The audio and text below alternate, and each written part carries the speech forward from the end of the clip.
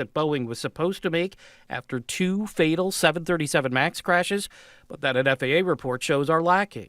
Illinois Senator Tammy Duckworth chairs the Aviation Subcommittee. We need to look at what Boeing does, not just what it says it's doing, especially when it comes to safety and placing safety ahead of profits. Boeing's CEO was asked to testify at one of the hearings, but is choosing not to attend.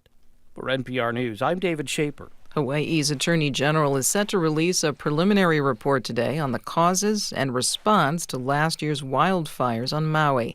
These killed more than 100 people and left thousands of others homeless. NPR's Greg Allen reports the first phase of the report will focus on how firefighters responded as fires started and grew. Hawaii Attorney General Ann Lopez asked the Fire Safety Research Institute to conduct an independent analysis of the causes and response to the fires that raged through West Maui on August 8th. Investigators say this first report will detail a timeline that charts how the wildfires developed and the actions taken that day by first responders. Later phases of the investigation will critique the efforts by crews to fight the fire and to alert and evacuate residents as it progressed through the town of Lahaina. This is one of a number of investigations into the fires. Maui's fire department issued the findings of its own independent review this week, saying the department's greatest need is more vehicles and equipment. Greg Allen, NPR News. This is NPR. Good morning. With the latest from the GBH Newsroom, I'm Henry Santoro. A group of prominent Harvard professors is seeking to establish a university-wide faculty senate as the university continues to deal with a year-long battle of disturbances. The Crimson reports that the 18 professors behind the effort span all 9 Harvard faculties, and the 9-page memo dated April 9th that outlines their plan was shared with hundreds of Harvard faculty members, including top administrators at the school. In it, the group argues that Harvard's existing governing body fails to take into account faculty perspectives. Cape Cod schools are ramping up efforts to compost food waste. Students at every school in Falmouth are now turning food scraps into soil. Superintendent Lori Durr says she got her own lesson in composting from kindergartners. I said, I've never composted before, although I have. True believer here. But I said, you're going to have to teach me. And they were all excited about being able to teach the superintendent how to compost. Massachusetts generates 6 million tons of garbage every year, according to the New England organization Rethink Disposable. A third of that food waste. In sports, Red Sox and Guardians are back at Fenway tonight. The Bruins and Celtics are in a holding pattern, waiting for the playoffs to begin. The Bruins open with the Maple Leafs on Saturday for the first round. The Celtics waiting to see who they'll play in the first round on Sunday. In the forecast, increasing clouds and upper 50s today, cloudy and in the 40s overnight. It is 54 right now. This is GBH News. Support for NPR comes from NPR stations. Other contributors include Bank of America, offering access to resources and digital tools designed to help local to global companies make moves for their businesses. Learn more at bankofamerica.com/bankingforbusiness.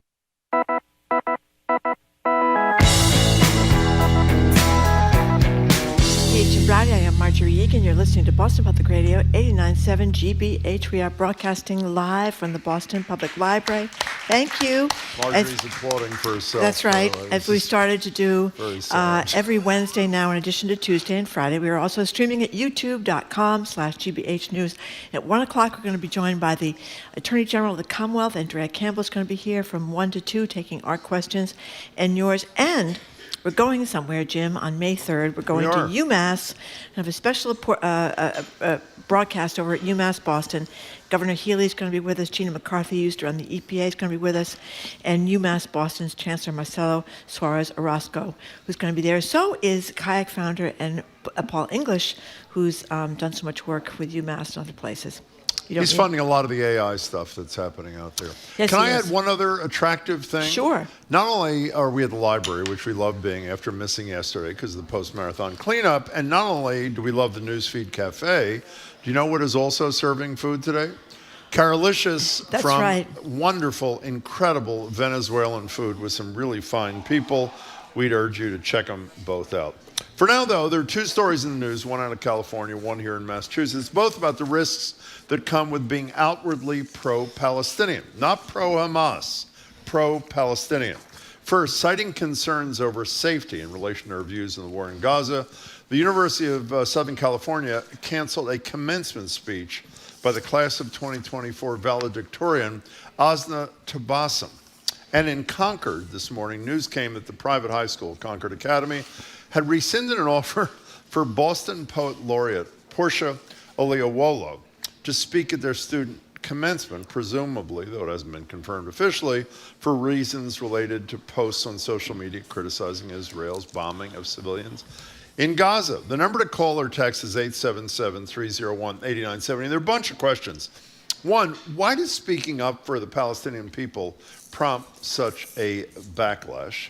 More broadly, are you troubled by colleges and schools canceling speakers just because some disagree with their perspectives? And if you say yes, you are troubled, would you be okay if they canceled a speaker who you were deeply troubled with in terms of their political point of view? The number is 877-301-8970. We don't know a lot about the situation at Concord Academy, Marjorie. We do know that the alleged phony excuse for the provost at USC is security concerns. So is his position that anytime we have a speaker who's controversial, which upsets some people who may demonstrate, we cancel them? And so what we have are just sort of bland milquetoast kind of speakers? I mean, it's obviously not even the reason. The reason is because he's concerned that somebody's going to state pro-Palestinian views in her speech. Isn't that obvious? Well, I think there's been, just say campuses across America have been roiled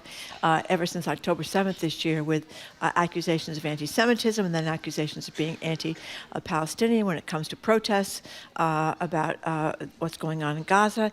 So I think this is a continuation of that very fraught situation on campuses. But I also think this is really nothing new. I mean, we have a long history of people wanting to reject liberal colleges, often reject people that are opposed to their liberal views of the world. After they've been invited and confirmed? Well, yeah, I think that does happen, and Condoleezza Rice is a great example. Former you know, Secretary of State. she was there was a big protest years ago, and she came to Boston College. She spoke, but people turned their backs on her. She more recently backed out of a speech. Well, it wasn't recently; it was a while ago now. She wasn't canceled, is the point. She wasn't. By the way, it's fine to turn your back at Concord Academy or at USC if you don't like what the speaker is saying. You can protest in any way that's not wildly disruptive. You want. The issue is, should they be canceled because somebody in a position of power doesn't like what they have to say?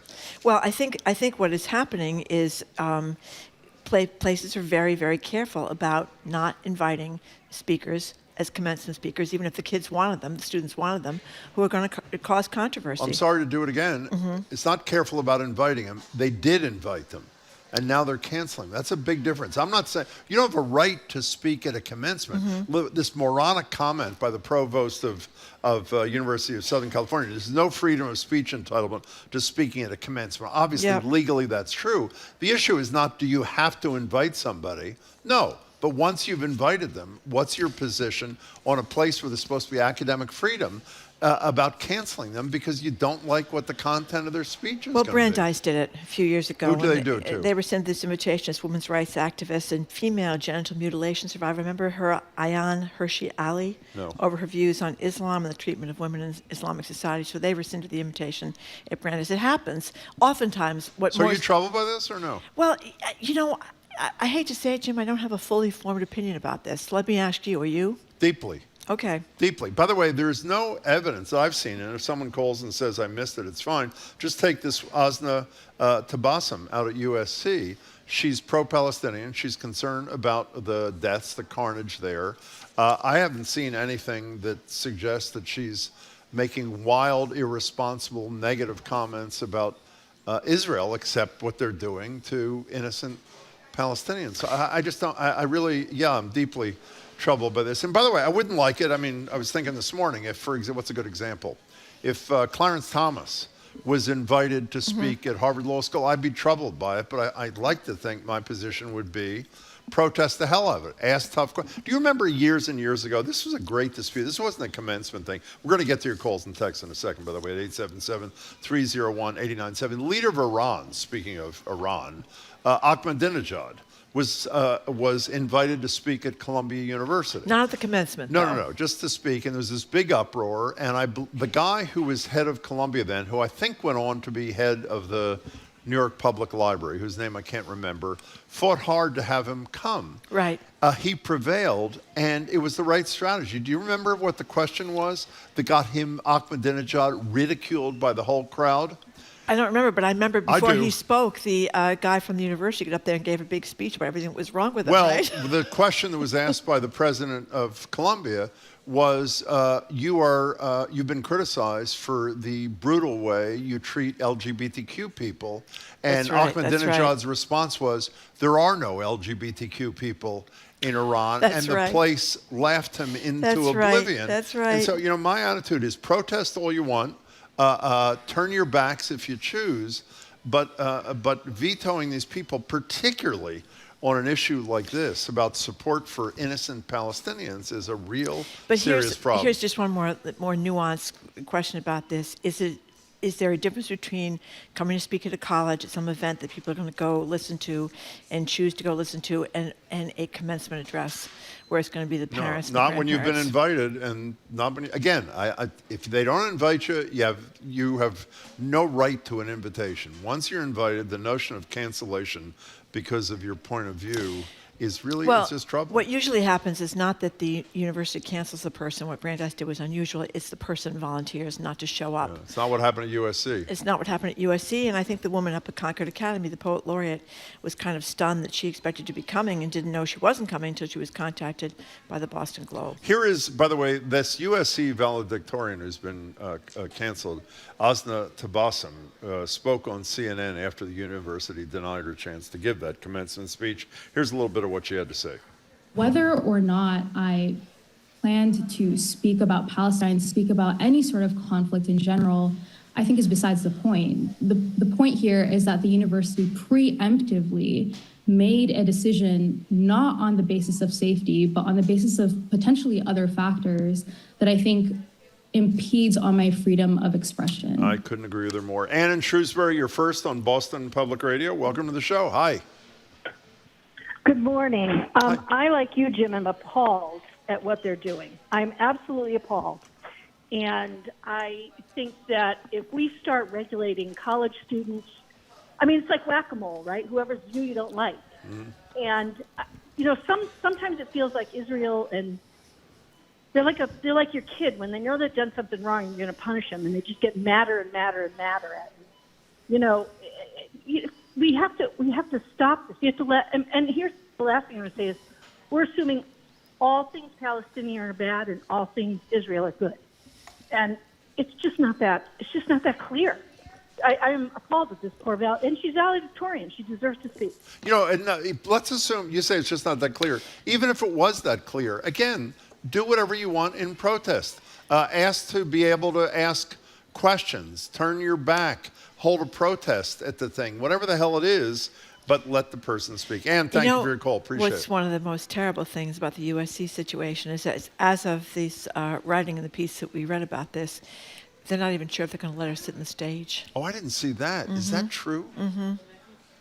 I mean, that is unbelievable. Yeah, not even let her sit in the stage. Their claim that it is about safety, I think, that she's suspicious of, and I think a lot of other people there. But it had not been decided whether Ms. Tabassum would be permitted to sit on the stage during the ceremonies, and she is the person that met the criteria for being the valedictorian. I guess she had a 3.98 grade average, but then you had to be selected by a committee of faculty members too. I'm sorry. Okay. Yeah. So they looked at her work, and she'd done a lot of outside work. Like she was involved in this mobile blood pressure clinic to visit homeless shelters, and co-founded this organization distributing medical supplies to areas in need around the world. I'm sure that's where she got involved with Gaza, and they're not even sure if she's going to get there. So that's based on the criterion that the provost used to cancel his security concerns. Mm-hmm. Would you not agree that if they had invited Joe Biden, they'd have to cancel him too? Well, MAGA protesters can be really violent. Those raise security concerns. Cancel the president too. But I mean, Obama was disinvited, I believe, by Notre Dame itself. I could be wrong about this because he was pro-choice, and that's a Catholic school. You see the Catholic colleges doing that quite a bit, actually, inviting and then disinviting Hillary Clinton, Barack Obama, people like that. Let's go to Michael in Princeton. Thank you for calling. Hello, Michael. Good morning. Hey. Now, 10 years ago, hi, can you hear me? Yes, Yeah. perfectly. Hello, this is Michael. in We got it. Princeton. We got it. Tell us Yeah. what you have to say. Go ahead. I think Well, I made a film about Islamophobia in Hollywood, and sponsored by the Corporation for Public Broadcasting. PBS canceled that film. It received a standing ovation in Venice and got lots of awards overseas, but no American has seen it in its uncensored form.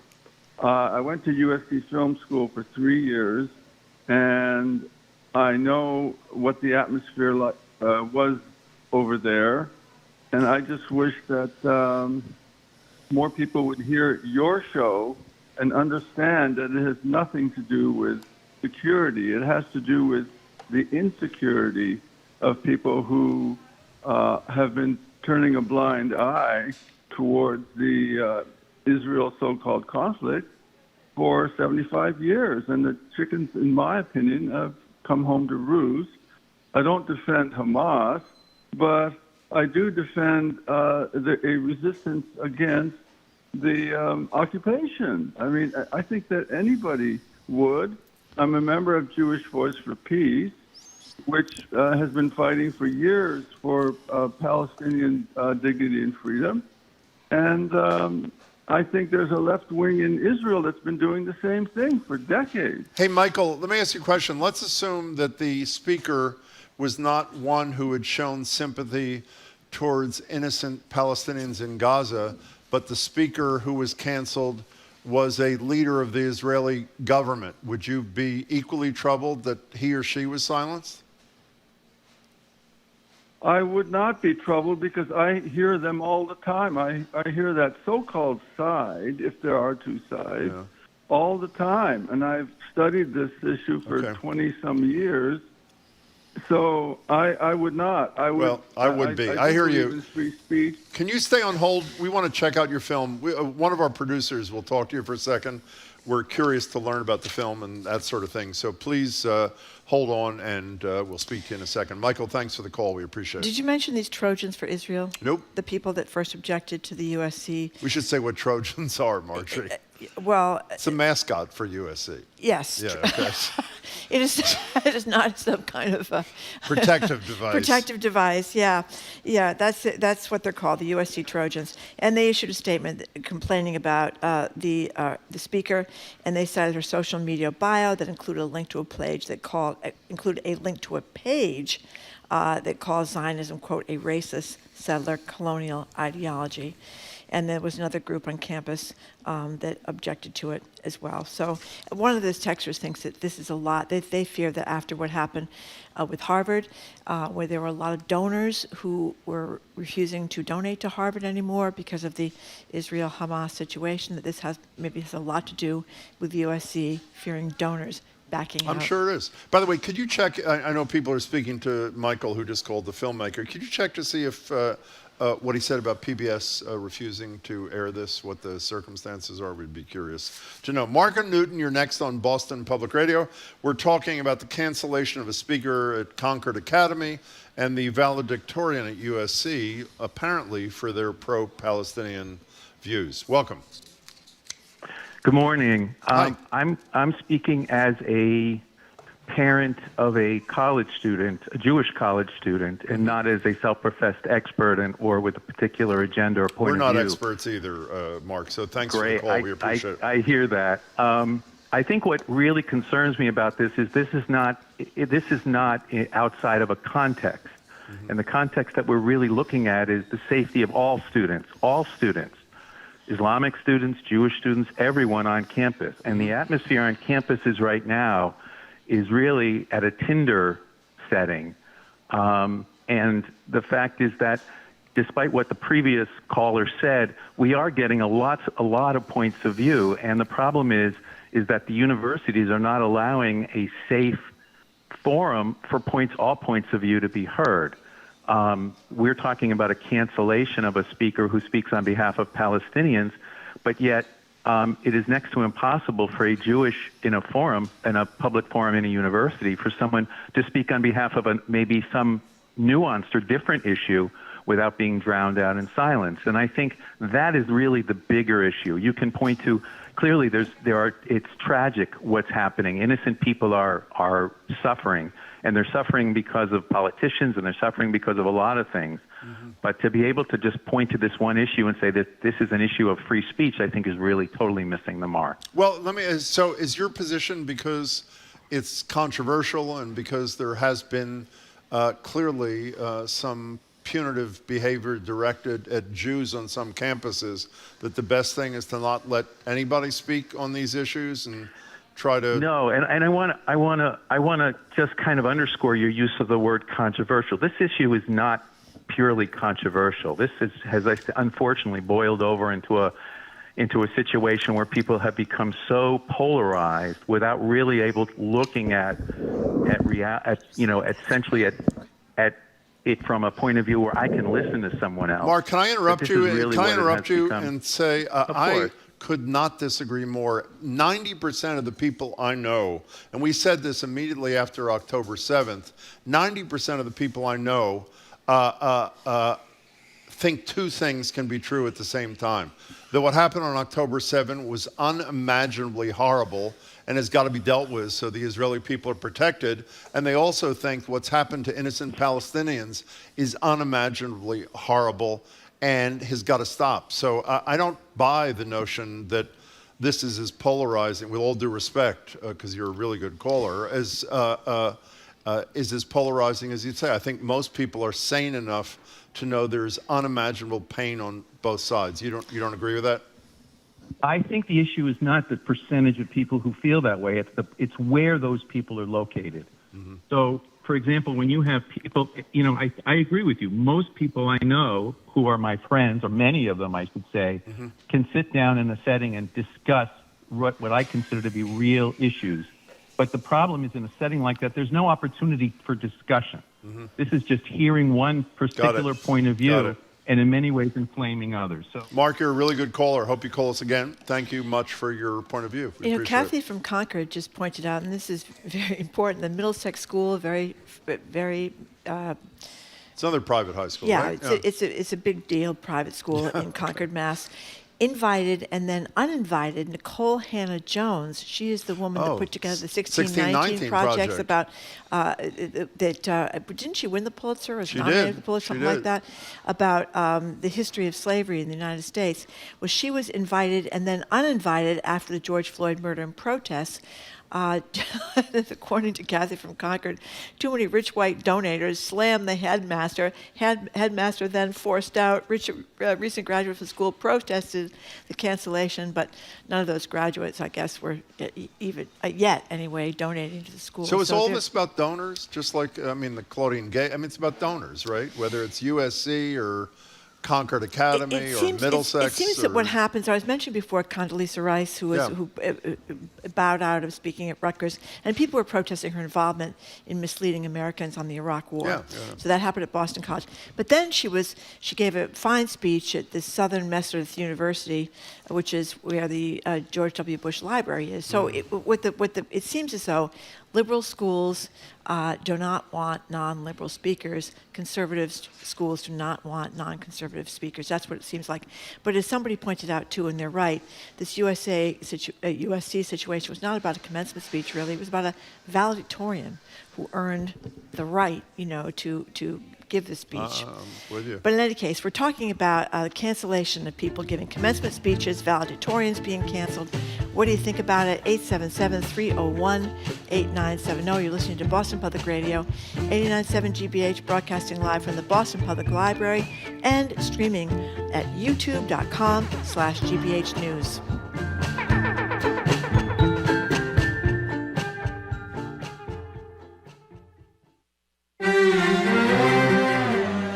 Civil war has been raging in Sudan for a year now. More than 8 million people are displaced across East Africa. We thought that we can come back after like 2 weeks, 3 weeks, but now we are completing 1 year. Now the war is spreading. It's spreading like wild. I'm Carolyn Beeler. Voices from Sudan's civil war next time on The World. This afternoon at 3, here on GBH News 89.7.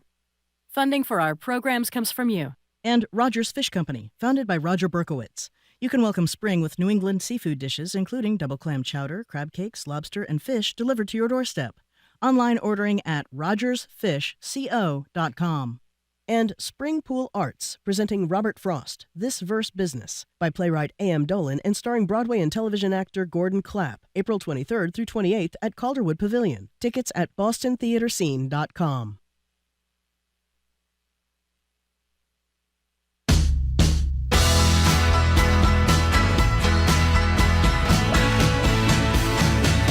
Welcome back to Boston Public Radio. Jim Brady and Marge Regan. We're live at the library, streaming at youtube.com/GBH News. At 1 o'clock, we'll be joined by Andrea Campbell, the Attorney General, for Ask the AG. You can call her, you can text her, you can come by the library and ask her a question face-to-face. If you're just joining us, we're talking about two academic institutions, University of Southern California and Concord Academy right here, canceling speakers, it appears, because they have made pro-Palestinian comments. We want to know, are you comfortable with schools canceling speakers based on their, essentially the content of their speech? 877-301-8970 is the number. And in fairness to USC, their argument, which I don't find credible, is the reason they did it had nothing to do with the content of what Asna Tabassum, is that her name? I'm sorry. Yes. Was going to say, but rather their security concerns, which I find to be completely preposterous. You know, we have a bunch of very astute texters here, and we just confirmed this because I had not heard of this person, but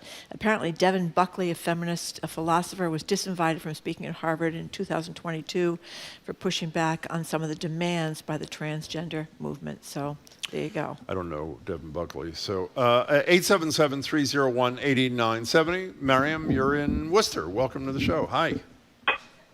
Hi. Hi. So I'm a second-time caller. I love your show. Thank you. I have to give more money next time. I should hope so. We've been talking about you not giving enough money, Miriam. That's right. It's about time. Go ahead. Thank you. You're very kind. Go ahead. I'm appalled. I am appalled. You know, we want to differentiate between Israelis and Zionists, but they will not differentiate between Palestinians and Hamas.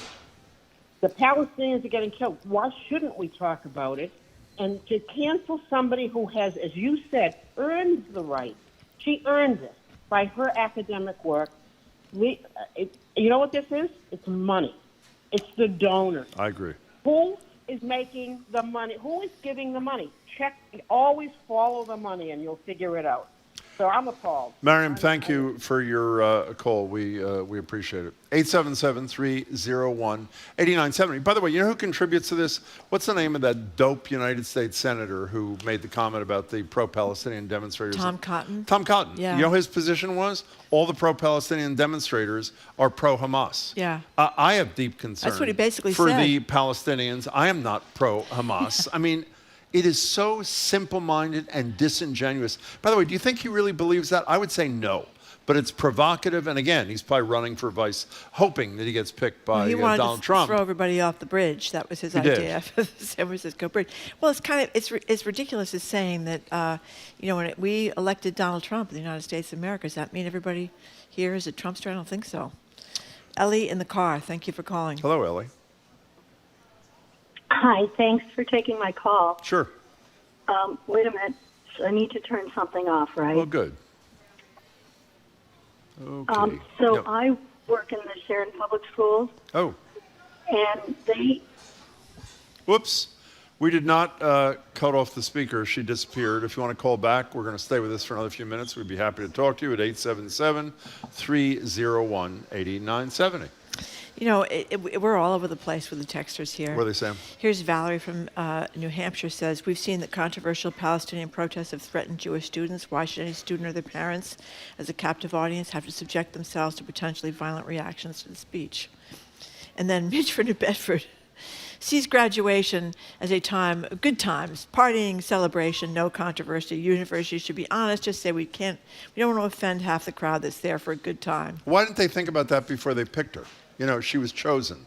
as you said, and you described the process. And by the way, that first argument, whoever the first texter was, then the argument is no controversial speaker should ever speak at a commencement, right, left, whatever their position is, because it's going to upset some part of the crowd, right? You know? Yeah. And by the way, you know that caller, that really smart caller from Newton who was deeply disturbed by this and said there wasn't an opportunity for, quote, the other side to be heard? Then why doesn't USC create a forum after the speech where people can go and does hear the, quote, other side? This is the solution is not less speech. The solution, I think I'm quoting Antonin Scalia of all people, I think, is more speech. And that's what they can do there. If they want to make sure that the full spectrum of points of view are heard, then make sure that they're all heard. Well, Randall Kennedy, esteemed professor at Harvard Law School, thinks that it's okay to demand the disinvitation of speakers. Why, and what his do you argument is, first of all, he says the decision to invite a speaker he's saying that the decision to get rid of a speaker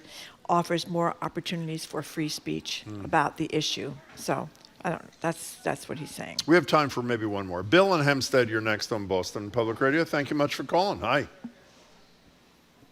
Hi. Hi. This is Bill from Chelmsford. Hi. Oh, Chelmsford. Well, we were only off by about 8 letters. Go ahead. What's up? Listen, well, first of all, I think that free speech is just a hallmark of our country. And anytime we press it down, we're eliminating the roots of our country. And, you know, this disinvitation thing comes back, one of your previous callers said about money and power. But when it's elevated to the leader of the free world, taking protests and say take them out and beat them over the head and things like that. Which she did say. I think that, yeah, and that's the thing. You know, we always embrace free speech, and I think you're right, Jim. We need more people discussing things, the opportunity to contradict and so forth, that someone gives a speech. But when we smother it, we're only allowing the powerful and the rich to speak, and the voices of the less healed and less well-heeled are going to be silenced. Bill, beautifully said. Thank you so much. And by the way, we should be clear here.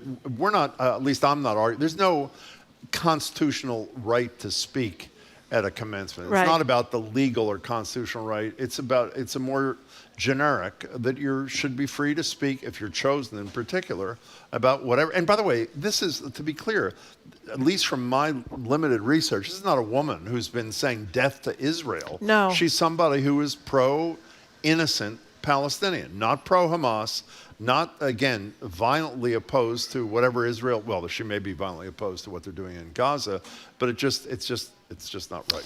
Margaret has a proposal, Jim. What's that? She said USC should have done this, preview the valedictorian speech, and then found another great student with an alternative view to speak as well. The two could have then demonstrated mutual respect for free speech with a handshake on stage. What a great American moment. You're okay that with a university saying we're going to read your speech in advance and sign off? I'm not. Well, I think you invite somebody, you invite somebody. But I think sometimes that is done, isn't it? I'm not crazy about it. I think so. In any case, we're done with this for now. But she was talking about one point of view and then well, it another should be. point of view. Again, as I said, like have a forum afterwards. And then the entire audience could be worked into a frenzy. And they could all depart to the local watering hole for a cocktail.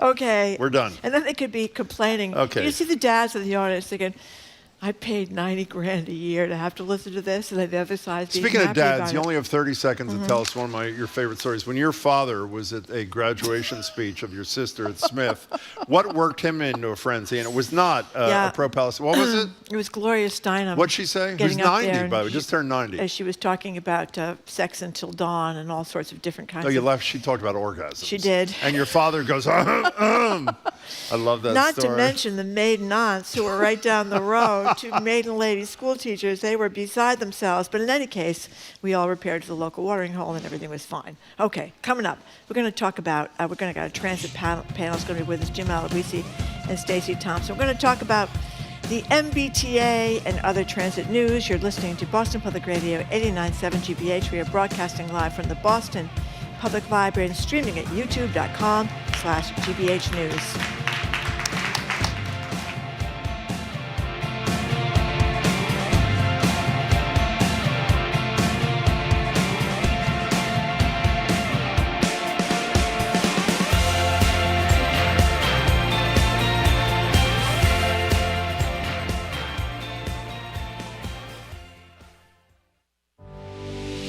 behind every headline. State officials say they're trying to bring down home energy costs, and yet a lot of folks across the state say the same thing. Is a human story. My fingers and toes go numb because it's so cold in my apartment. We're down to 62 at night. I'm just in the habit of keeping the oven open. It will still induce fear in me to turn the heat up. GBH News with NPR. What matters to you? Our programs are made possible thanks to you. And Seasons 4, the outdoor living store on Mass Ave in Lexington, featuring over 100 styles of contemporary and traditional outdoor furniture, plus a wide selection of plants, statuary, and garden accessories. Seasons4.com. And Rockland Trust Bank, dedicated to providing advice and support to the community for over 115 years. More at rocklandtrust.com. Rockland Trust Bank, where each relationship matters. Member FDIC.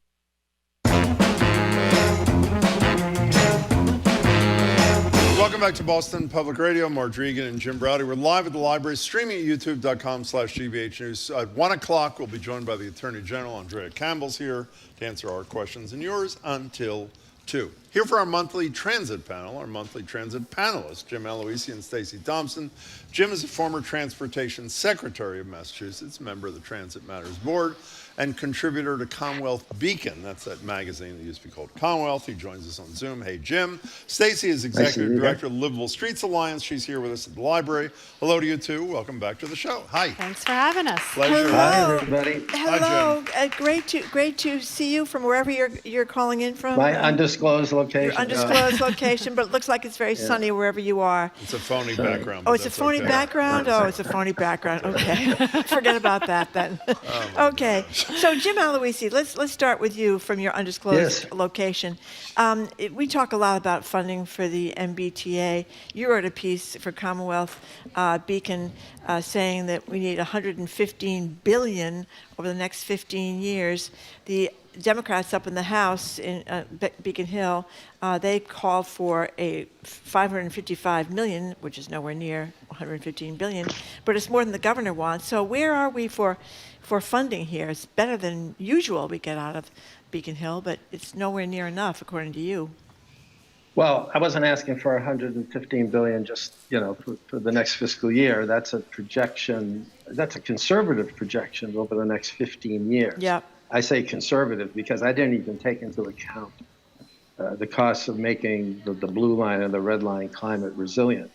But what I said in Commonwealth, I'll repeat here, which is I give the House a lot of credit for doing what it did, which is it responded pretty effectively to the immediate need over the next fiscal year, fiscal 2025, to stabilize the T's operating budget and to provide it with enough funding to get past what I'm calling a stopgap year. So just for everyone's appreciation, the MBTA, like almost every other transit agency in the country except New York's, is about to face a fiscal cliff, meaning operating budget shortfall that's the result of lower fare revenues because ridership remains down about 65% on average since the pandemic. What the governor has done, to her credit, and what the House did is basically say we're going to provide the T with sufficient funding over the next fiscal year to avoid that cliff. So that's a good thing, and I'm hoping that the Senate will agree with that premise and, frankly, not make this a point of contention in the budget discussion. Stacey, is but this what we have? I'm sorry, go ahead, Just Jim. let me finish. What we need to confront beyond the next fiscal year is what happens afterwards. That's a different conversation. I think it's a more challenging conversation, but it's a necessary conversation that we've got to have over the next many months. Is there any evidence to you, Stacy, that we're having that conversation on Beacon Hill? I mean, they are having the conversation on Beacon Hill. So I think the first thing, the reason why the House is able to increase funds is because of the fair share amendment. So it's not actually that they did something to increase resources. Excellent point. The people There did. is extra money, and it has to be used on education and transportation, so they're putting it toward transportation in a positive way.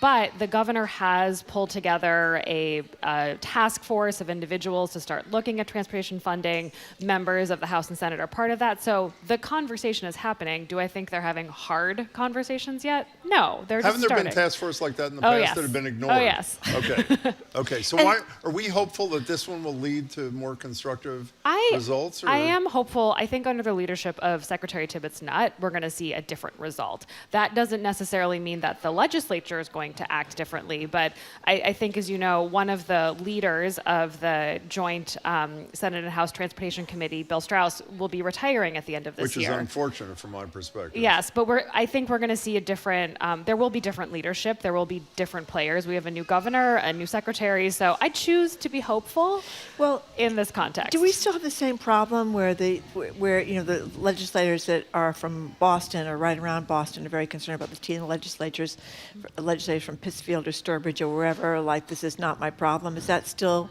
the issue here? It is part of the conversation, but when we're talking about transportation finance, we are still talking about the 15 regional transit authorities that the House also gave additional funding to, the roads and bridges across the state. This is actually a statewide conversation. The MBTA just happens to be a large part of that conversation. Okay.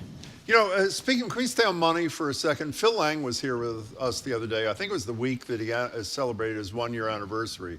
And we're going to ask you both in a few minutes what you think, how you grade his first 12 months on the job. He didn't want to grade himself when we tried. Low-income fares finally approved after virtually every other major city in America has done it, because we like being last here in Massachusetts. But my understanding, Jim Aloisi, is there's not enough funding in the House version of this, at least, to satisfy it. We asked Phil Lang specifically, could he guarantee that a commitment he made earlier would be honored, which was, we'll find the money if the legislature doesn't. And I think it's fair to say that he didn't 100% say that the money will be found, but that they hope to. Are you worried that this low-income fare promise is going to come a cropper, or what? I think that, frankly, I think the administration's put itself in a position where it has to fill it and figure out a way to do it. I think what I heard Phil say was that he's finessing this by saying, well, there's a ramp-up period, right? That's the phrase he used. He said, well, we're going to ramp this thing up. I took that to mean that what he really was saying is it may not take place as quickly as we would like, because if we don't have enough money, I interpret ramp up as meaning, this will happen gradually over time. So maybe that's the way they put the square peg in the round hole. We know that Worcester Regional Transit Authority recently said they want to continue to have free bus. We know that Merrimack Valley wants to have their buses free. The conversation around fare policy and the cost of bus transit is a serious one. And I don't think, frankly, that we've engaged it. The legislature, the public, has engaged it as fully as it needs to. So I think the T is in a box. I think they've agreed to do something. They've got to figure out a way to do it. And I think what Phil was saying is don't expect it to happen overnight. If we don't have enough money, we may gradually figure out a way to allocate the funding until the time we do. It's not an optimal place to be. But frankly, I don't like this conversation that we're having. Why? Not the one we're having, but the one, I think it needs to be a more holistic conversation about fare policy overall that includes the regional transit authorities, that makes a decision about the cost of bus transit for the rider. You know, I think Stacy and I would agree that unlinked bus trips for every in the MBTA and the bus for regional transit should be free. If that's a policy choice that responds to our values and that makes bus a more efficient service, which I think it will, then we need to have a separate discussion about lowering fares across the board, whether we're means testing them or just lowering them. And what's the cost of that, and how do we pay for it? And doing this on a piecemeal basis, where we're not doing it on a statewide basis, I think is a mistake. I think, to Marjorie's earlier point, fare policy could be one of those initiatives that bridges and brings together people from across the state. Mm-hmm. You were not in agreement here. Is this task force going to take the holistic approach, to use Jim Aloisi's line? No. I mean, I think what we know of the task force so far is that they are going to look at every different kind of revenue option that's out there and tell us if they think it's a good idea, a bad idea, and what the implications are. That is different than what Jim is describing, which is thinking very creatively and really having a fundamental shift in what we consider a revenue source, right? I think what Jim and I have been saying for a long time is that when you increase fares, you deter ridership. And that is diametrically opposed to the state's own climate and mode shift goals. So there is no solution where we jack up the cost of riding a bus or costing the riding the T. And it's kind of hard to have, this is one of those hard conversations, and I don't think the task force is necessarily tasked with doing this. But I agree we need to be having these bigger conversations. It's ridiculous. Worcester is about to celebrate 4 years of fare-free transit. Yeah. They have some of the best ridership in the state. Merrimack Valley has also had several years of fare-free transit. They have increased ridership, increased service. That's what we should be trying to do. How are they funding it? So they are funding it through a variety of resources. So Merrimack Valley and Worcester have used some of their federal money toward this. There's also... Which is going to dry up. But there's also been a grant program that the state has allocated some funds for these fare-free programs. But in some cases, they're just saving a lot of money by not collecting fares. You asked earlier about grading filling, and I'm like, I will grade filling because I think where he's doing a good job is around things like diversions and trains. An area where I'd give him, more of a B is something like fare-free transit, about getting creative around things like fare policy. We can't act like we did in the 80s and 90s and early 2000s. We have to get smart about things like fare-free transit. What's diversions and trains? What's that mean? The shutdowns. So the shutdowns. Literally, do I trust filling to fix a rail, to literally buy a train? Yes. You know what I wonder, and I assume you guys know this, are we unusual? I know you have to pay for the subway in New York City. I don't know enough about buses or other. I mean, are places around the United States or even in countries that have really good transit systems charging lower fees or no fees? Are we unusual the way we charge people here? Are we unusual? Yeah. No, I don't think we're unusual. I think that it depends on where you go. There are a variety of places that have means-tested fares, a variety of places that have free bus, globally and locally. But I think, I don't think we're unusual. I think what we're doing here in Metro Boston is an appropriate assessment of whether a fare policy that basically remains unchanged since the middle of the last century responds to our values today and to our needs. And I think many of us think it doesn't. It's a difficult conversation to have, but it's, as I said earlier, a necessary one, and we've just got to figure it out. I think we can take a lesson from what is happening in Merrimack Valley and Worcester and use that as a bridge to build the kind of statewide coalition that's going to be necessary to have a creative, forward-looking fare policy across the board, right? And so we need to reckon with the reality of ridership.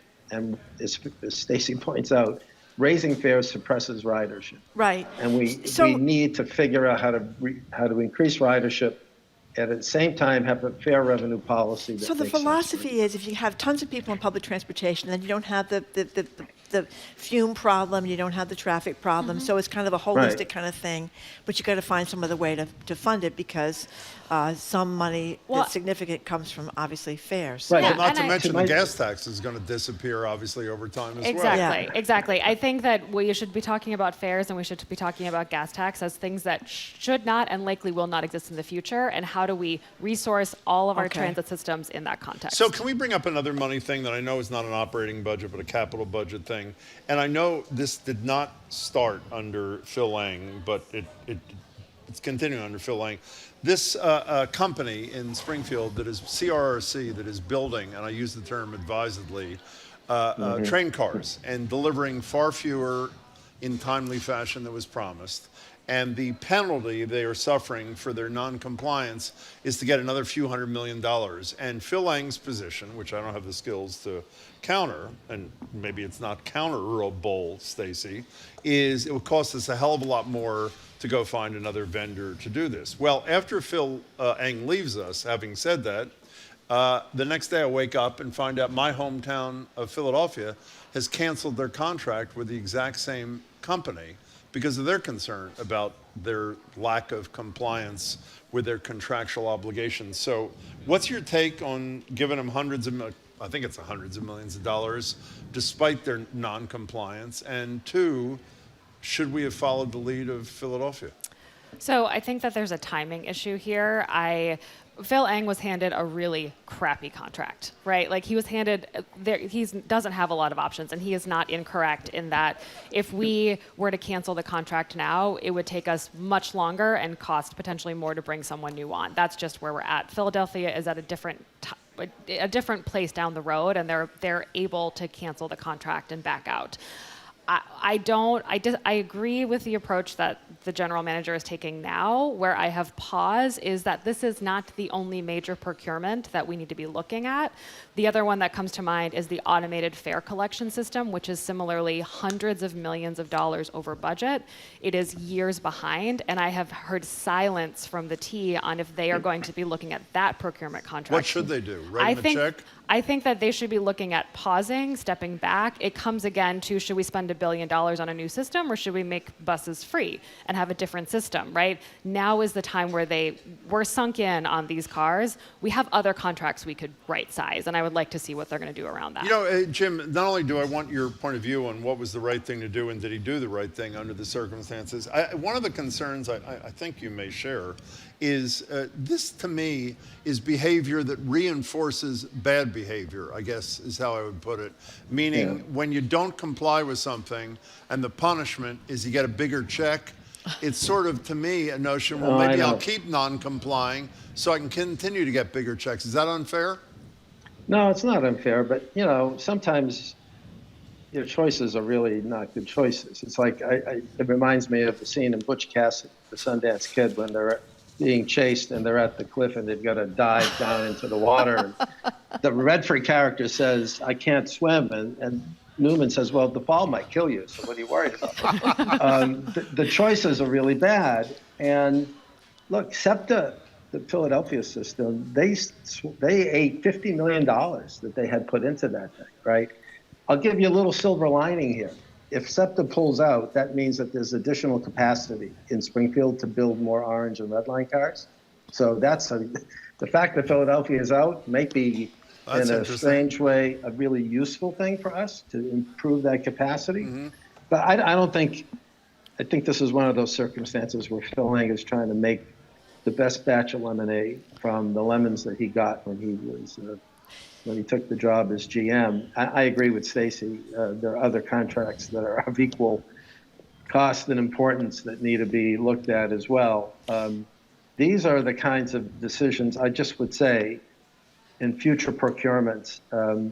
This cycle of, gee, isn't it great that we're making this procurement and it'll be built in Massachusetts and we're going to have pick the low bid. It doesn't work. In the future, we need to find the best product possible. And, you know, frugal doesn't mean cheap. Frugal means best value. And we need to have a best value mindset going forward, not a low bid mindset and, we're going to build it in Springfield as a gimmick. What happens to the Springfield plant when the last red and orange line cars roll out? It's not going to be a pretty picture. So you know, we have to take an important public procurement lesson from this experience and not repeat the mistakes of the past in the future. You know, Jim, Aloisi, Stacy just gave Phil Eng A on diversions of trains or shutdowns of trains, a B on the lower fare issue. He's been there for a year. What's your report card after his first year? You know, I don't like giving people report cards. Give him something, then do something. You don't have to give him another. Go ahead. I think he's doing a reasonably good job when he's dealing with issues like slow zone. I don't see Phil Eng right now as a policy person. Right? I don't see him interested in or able to step up to the plate and say, yes, we're going to take these policy initiatives. And maybe that's not in his wheelhouse. Maybe that's the secretary's wheelhouse. And so you can't really fault him for that. But as as a person who's managing a complex system that has been, frankly, on the ropes, I think he's brought a steady hand. So he gets good marks. And I think it's, for those of us who are advocates, our job is to be appropriately critical when the time is right to be critical, but also to be supportive, because our ultimate objective is to have a first-class, first-rate system. And so I think we need to figure out ways to be supportive and also figure out ways when appropriate to point out when things can go differently. But By the way, Phil Lang, I think the report card is a pretty strong one. Before we go, if people want to know everything they ever wanted to know and a hell of a lot more about fares and about how clueless we are, even though we think we understand things like congestion pricing, you can read some of the voluminous writing that Jim Aloisi is doing in Commonwealth. No, it's really, I'm learning a lot, I have to say. Commonwealth Beacon, check it out. Ton of pieces about pretty important topics to everybody. Thank you so much, Jim Aloisi and Stacy Thompson. Jim I is look forward to seeing you in person next So do we. Jim is a former transportation secretary. Wins this November. Asma Khalid, NPR News. Biden, who has often described himself as staunchly pro-union, is making the announcement in light of a Japanese company's bid to acquire U.S. Steel. Meanwhile, thousands of auto workers at a VW plant in Chattanooga, Tennessee, are deciding if they want to unionize. A yes vote could build momentum for the UAW's campaign in the South, but critics warn a yes vote could deter new business investments and cost jobs. Homeland Security Secretary Alejandro Mayorkas' impeachment trial is set to begin this afternoon in the U.S. Senate. House Republicans accuse Mayorkas of lying to Congress and failing to enforce immigration laws at the U.S. southern border. NPR's Josh Snyder says it's possible the trial could end quickly. Senate Democrats likely have the votes to short-circuit an impeachment trial of Secretary Mayorkas. They say the charges do not rise to high crimes and misdemeanors. After senators are sworn in as jurors, Senate Majority Leader Chuck Schumer is expected to move. Alaska Airlines grounded its fleet this morning. It says its system used to calculate weight and balance for flights was not working correctly during a computer upgrade. The Federal Aviation Administration issued a ground stop advisory this morning affecting all Alaska and Horizon flights. Alaska Airlines is urging customers to check the status of any upcoming flights. NPR business editor Uri Berliner, who publicly criticized NPR's newsroom about the network's editorial direction over the last few years, has resigned from NPR after being suspended by NPR for violating policies about sharing company-held confidential information and not getting permission to speak to outside media outlets. He posted his resignation on X. You're listening to NPR News. Good afternoon. With the latest from the GBH Newsroom, I'm Henry Santoro. Boston now has a chief climate officer. Boston Mayor Michelle Wu made the announcement this morning that Brian Sweat has been named the city's first chief climate officer, who will head up the Office of Environment, Energy, and Open Space. Sweat will take the reins on April 26th and will advance Boston's commitment to sustainability, resilience, and environment. He will also work alongside Oliver Sellers Garcia, who is Boston's Green New Deal director. And companies that sell melatonin are being urged to improve their safety guidelines in order to keep children away from these sleep aid supplements. Here's GBH's Mary Blake. The Council for Responsible Nutrition, a trade organization, is calling for child-safe packaging and more prominent warnings on the labels. Dr. Peter Cohen at Cambridge Health Alliance has done extensive research on melatonin and other supplements and says stricter regulations are needed. He says kids get more than just sleepy if they take too much. You can also just see symptoms of nausea, vomiting, diarrhea, really a body's exposure to too much of a chemical that they're trying to get rid of. According to the CDC, there have been over 11,000 emergency department visits because of children ingesting melatonin over the past few years alone. And Cohen also wants to see melatonin and other supplements vetted by the FDA. Mary Blake, GBH News, 89.7. Red Sox and Guardians are back at it at Fenway tonight. First pitch at 7:10, 56 degrees. Outside our studios, this is GBH News. Support for NPR comes from Angie, dedicated to helping homeowners find skilled pros to get their home projects done well, from everyday repairs to dream remodels. Reviews, pricing, and booking are at Angie.com or on the Angie app. This is NPR.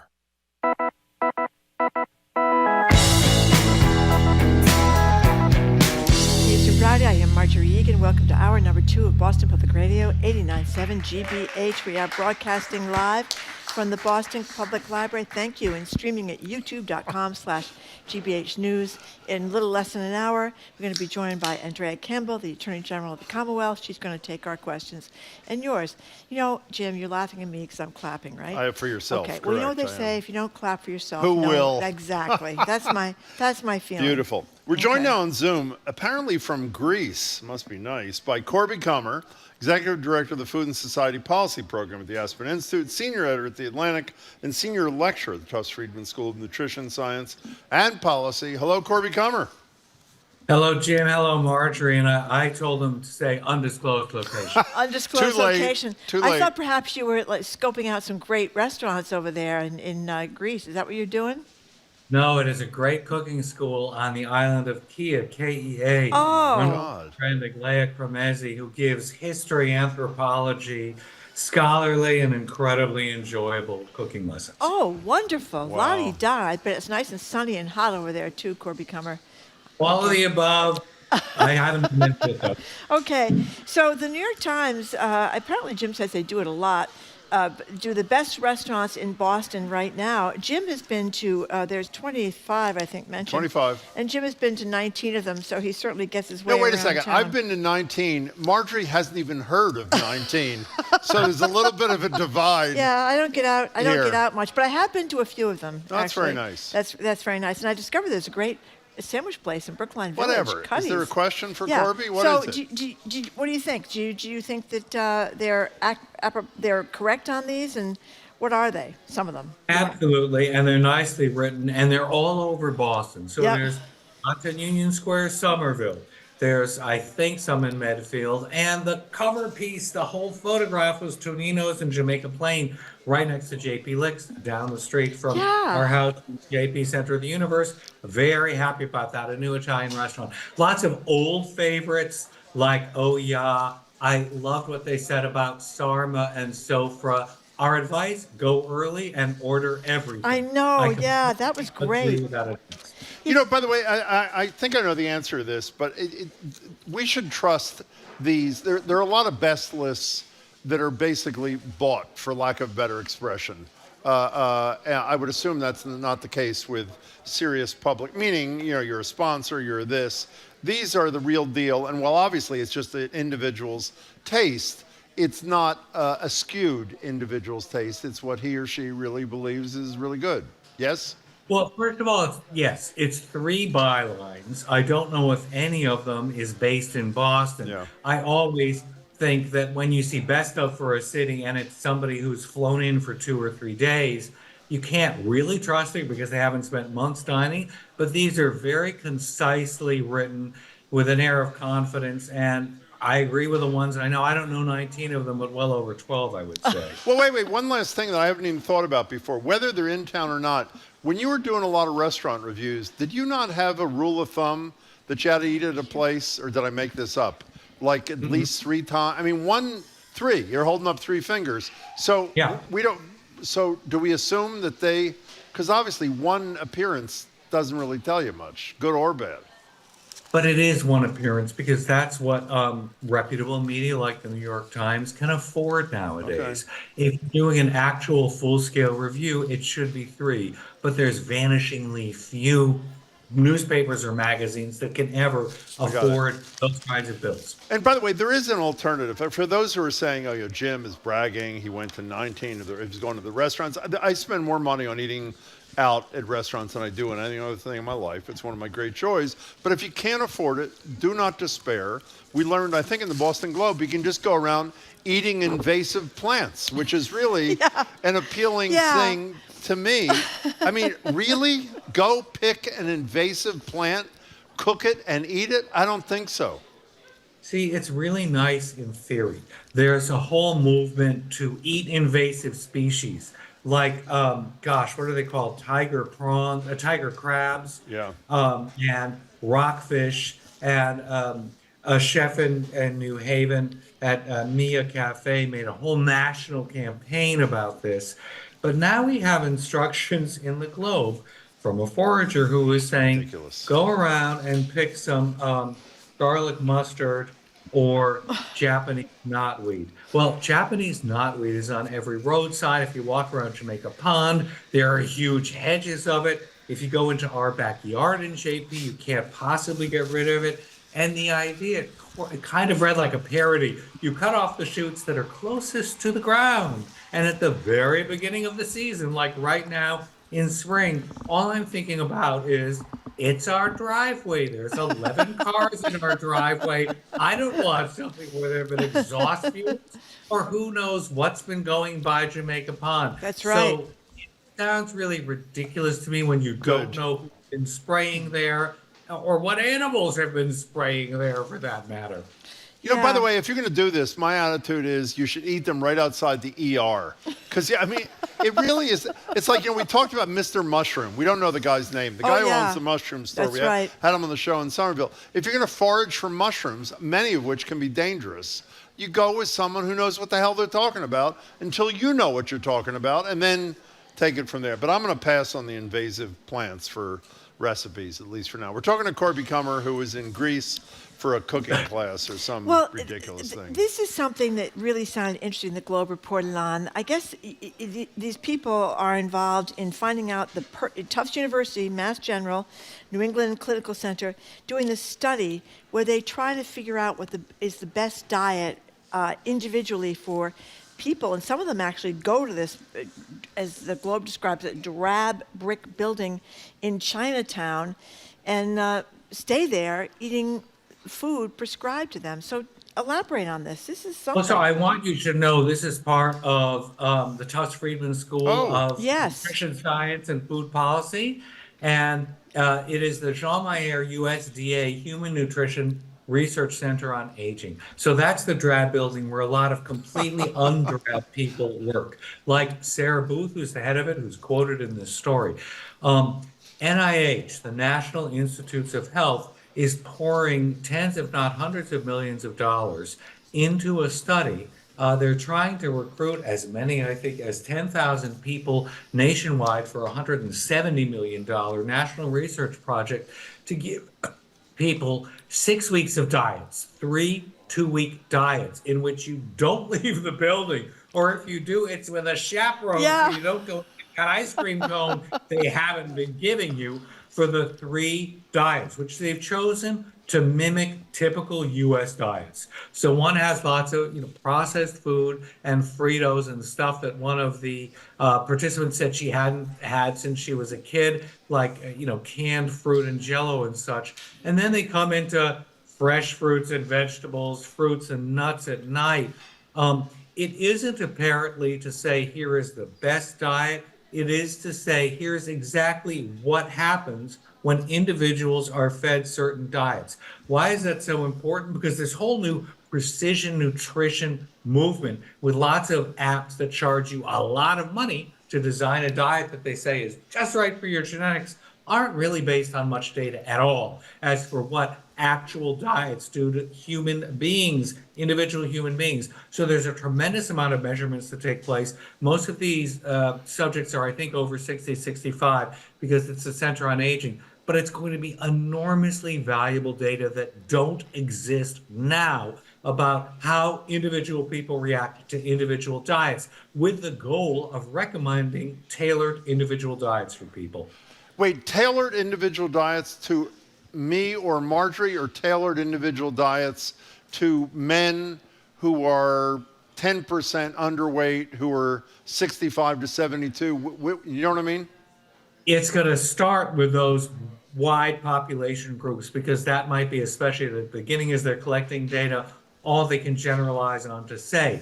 The goal is, though, that you go in and you get your blood tested and they say, well, based on your health history and where you are right now with your cholesterol in your blood, here's a diet that could work for you. There are lots of places that say they can do that already, but they just aren't backed with much data. Here's a wide national attempt with $170 million backing it to obtain that kind of data. Who's funding $170 million? You are, Jim, and so is Marjorie, and so are we. It's the National Institutes Oh, you of said Health. that. I'm But, sorry. but Okay. so is the goal here, so in however long it takes for the study's results to be known, that you would go to your doctor and your doctor would say, this would work for you, or how is this going to work? Maybe if they wind up giving a guide to medical nutritionists or doctors who don't have much nutrition training at all, I think it's probably going to be the realm of trained nutritionists. They're saying that the last subject should finish the controlled trials by the middle of 2026. I don't know how long it'll take them to analyze the data, probably at least another year. But yes, I think it should be a guide and a chart for people to say, first, as Jim says, somebody in your age group with these risk factors, probably best off eating that kind of diet. But the goal is somebody with your blood type and your cholesterol level and your family history and your love of dairy, Marjorie. I love this. I think it's great if it ever comes to fruition. So we're talking to Corby Kummer, our food guy, who is in Greece. I assume you'll be traveling home through Verona, Italy. Is that correct, or will you not? No, much as I would like to.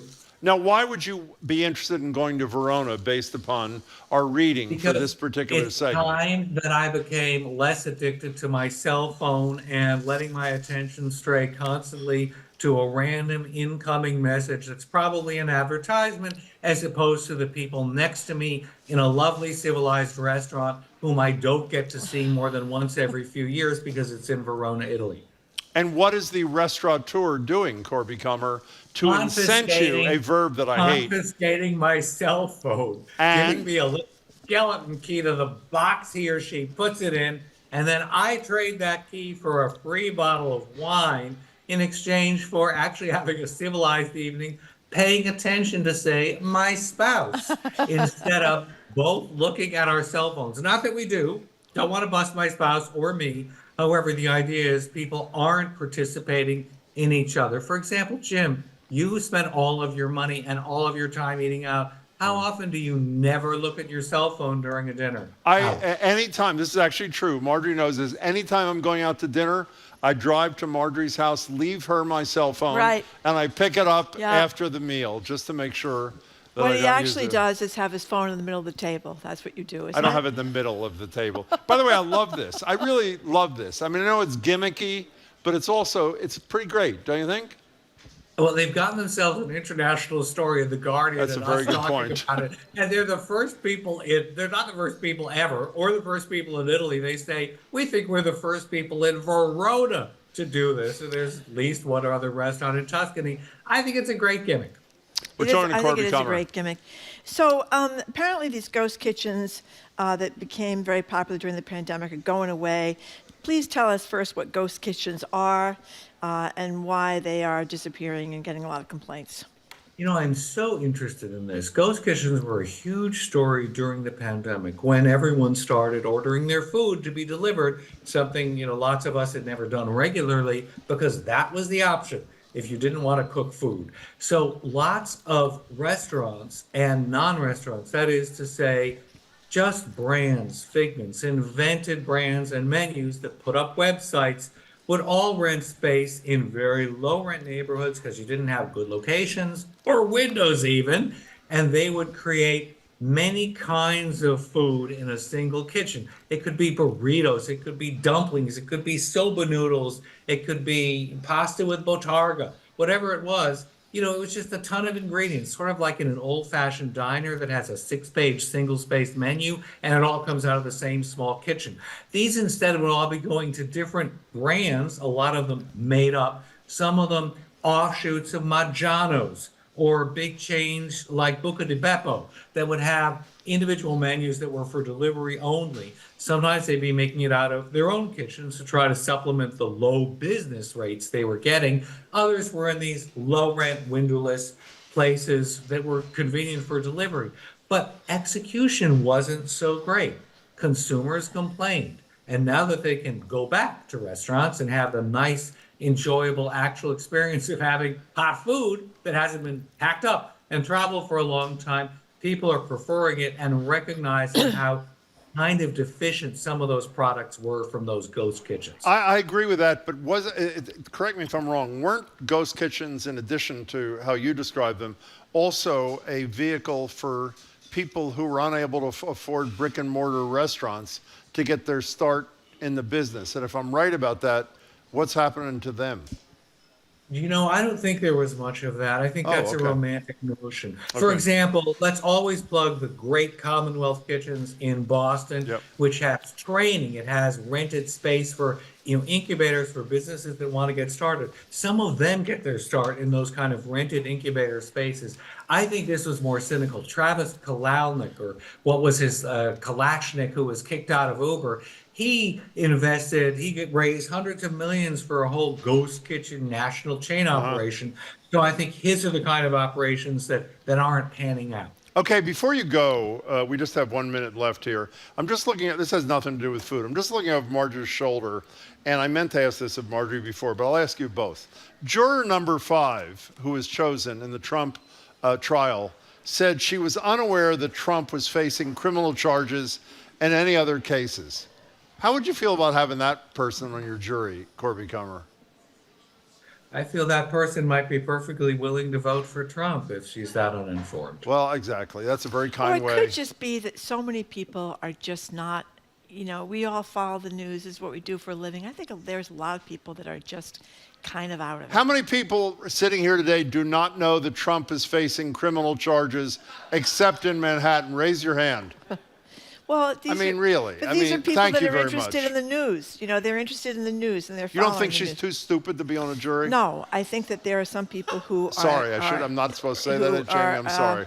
Too They're uninformed. sitting in front of the news cafe. News feed That's right. to We're you. sitting in Watch front of the out, news buddy. cafe. Could be someone with young children who's got 2 jobs, who just doesn't have time. You're so nice, both of you. I'm not. I think Corby, that's the reality of many people's lives. Have fun in Greece. We're dying to hear about the cooking course when you get back. Be well, Corby Kummer from Greece. It's true. Thank you very much, Nice Corby to see you. Kummer.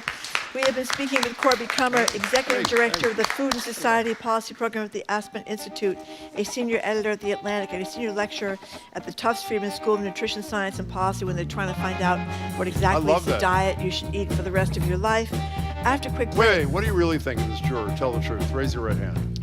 I think it's... You think it's okay? I think lots of people don't pay attention So to the it's news. okay? Well, it doesn't mean you can't pay attention to the facts of the case when it's right in front of you, Jim. Okay, That's what nice I try. think. Okay, good. Okay.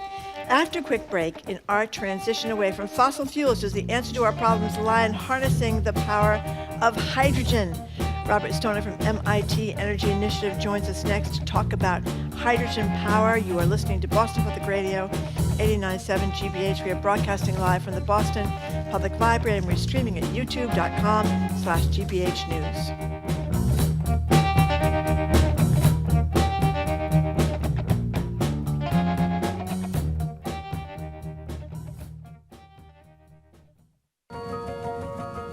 Writer Salman Rushdie is out with a new memoir. It recounts the attack that nearly killed him in 2022. The book is called Knife, not only because it's about a knife, but because it is a knife.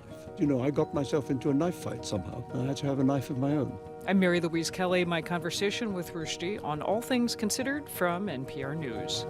Today at 4, here on GBH News 89.7. Support for GBH comes from you.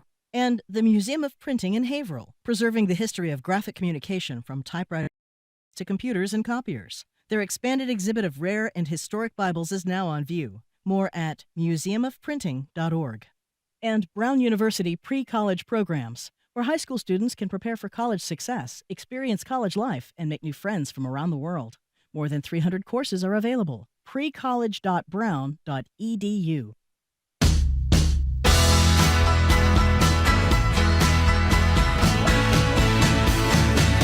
Welcome back to Boston Public Radio. Mark Regan and Jim Browdy. We're live at the library, streaming at youtube.com/GBH News. At 1 o'clock, that's 35 minutes from now, the Attorney General Andrea Campbell will be here for an hour of Ask the Attorney General. You can call, you can text, you can come right over here. There'll be somebody sitting at that little table, and you can ask her a question face to face. The Bipartisan Infrastructure Act, the federal act, is funneling money into energy alternatives like wind and solar. But another energy source is getting billions of dollars as well.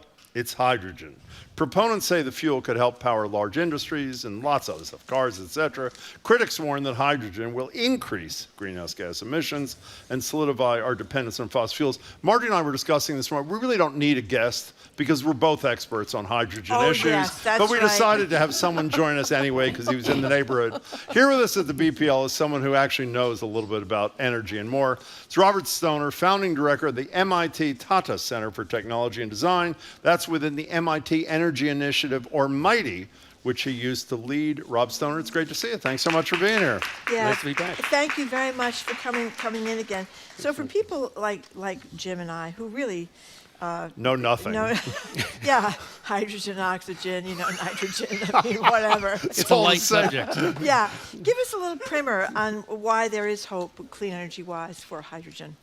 Well, I mean, first of all, we need a fuel. There's a lot of talk about electrifying our economy, and we imagine solar panels and windmills and batteries running the whole thing. But to really deliver the copious amounts of energy you need at a very high rate to industry, and in some sense to transportation, especially for airplanes, we need liquid fuels because they hold so much energy in a tractable volume. And so there's a lot of interest as we decarbonize, not only in developing clean electricity sources, but also in developing that clean fuel. And when you look at fuels, they're all based on hydrogen at the end. These bonds hold so much energy, including hydrocarbons, obviously. Yeah. The problem with burning them is, of course, they release CO2 into the air and other things when you burn them. So hydrogen offers the possibility, because it doesn't contain any carbon, it's just H2, of burning clean and producing just water as its combustion product.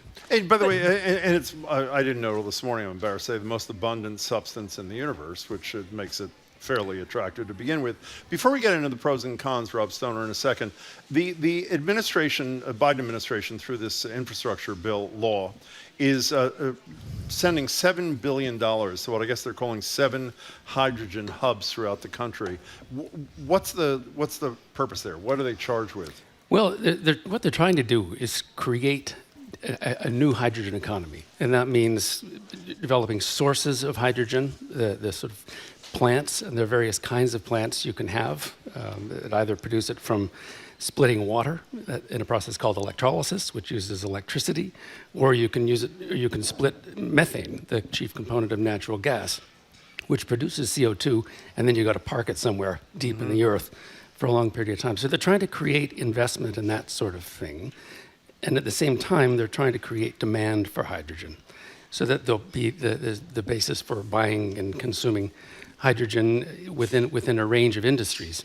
Well, there's not going to be demand for hydrogen until their industries or hydrogen will be readily available in a clean producing kind of way. Is Yeah, that well, true? no, to some extent it's true, but there's already demand for hydrogen.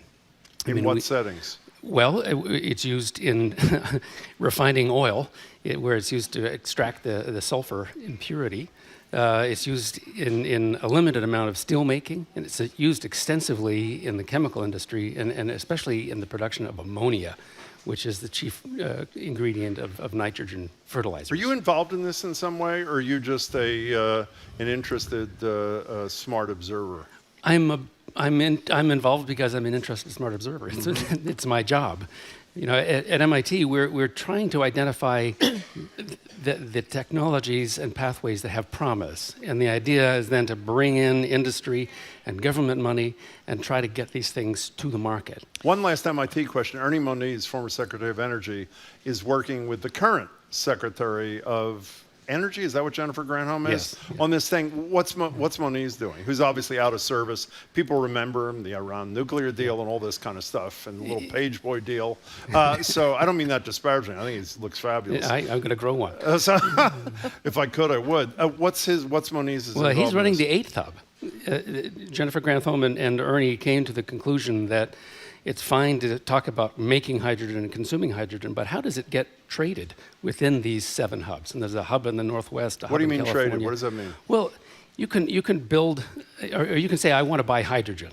And then you find someone who's going to make hydrogen for you, and they build a plant somewhere, and you build a pipeline between you and them, and you buy every ounce of hydrogen they produce. But they don't produce it all the time, especially if they're using sun and wind to make it. They may be down at different times and so on. They may overproduce. They may produce more than you want. And so while there's demand, that's not very economic. It means that the assets are being used very inefficiently. If you really want to have low-cost hydrogen, you want a diversity of sources so that it's always available, and you want to have a match between the most economic production and current demand. And so you have to have a trading system where you can go out into the market and say, I want to buy 1,000 tons of hydrogen at the best possible price, and people bid into that market. So you have to have a trading platform. You might even have to have some physical infrastructure. You have to have laws and regulations that enable all of that to happen. So the 8th hub that Ernie's leading through the Energy Futures Initiative Foundation, which he leads in Washington, will try to create those market mechanisms in all 7 of these low-carbon hydrogen hubs. Northwest, California, South Coast, Mid-Atlantic, a couple in the middle of the country. It's a very important aspect of making hydrogen work. So, having admitted that I was confused between hydrogen, oxygen, and carbon dioxide and all these things, I'm even more confused when I see all these different kinds of hydrogen. You know, we're talking about blue hydrogen, which I guess companies like Exxon and Chevron like because it's made with natural gas, which makes me a little bit nervous. Gray hydrogen, I don't even know what that is. Pink hydrogen made with nuclear energy. And then green hydrogen, which is the one that uses electricity from renewables. But so what does all these different hydrogens mean? Yeah, there's only one kind of hydrogen, H2. H2. What we're really talking about is either the feedstock, the thing that the hydrogen is found in, that you've got to extract it from, and the nature of conversion. How do you do that extraction? And so green hydrogen is used making green, or used with green electricity and splitting water.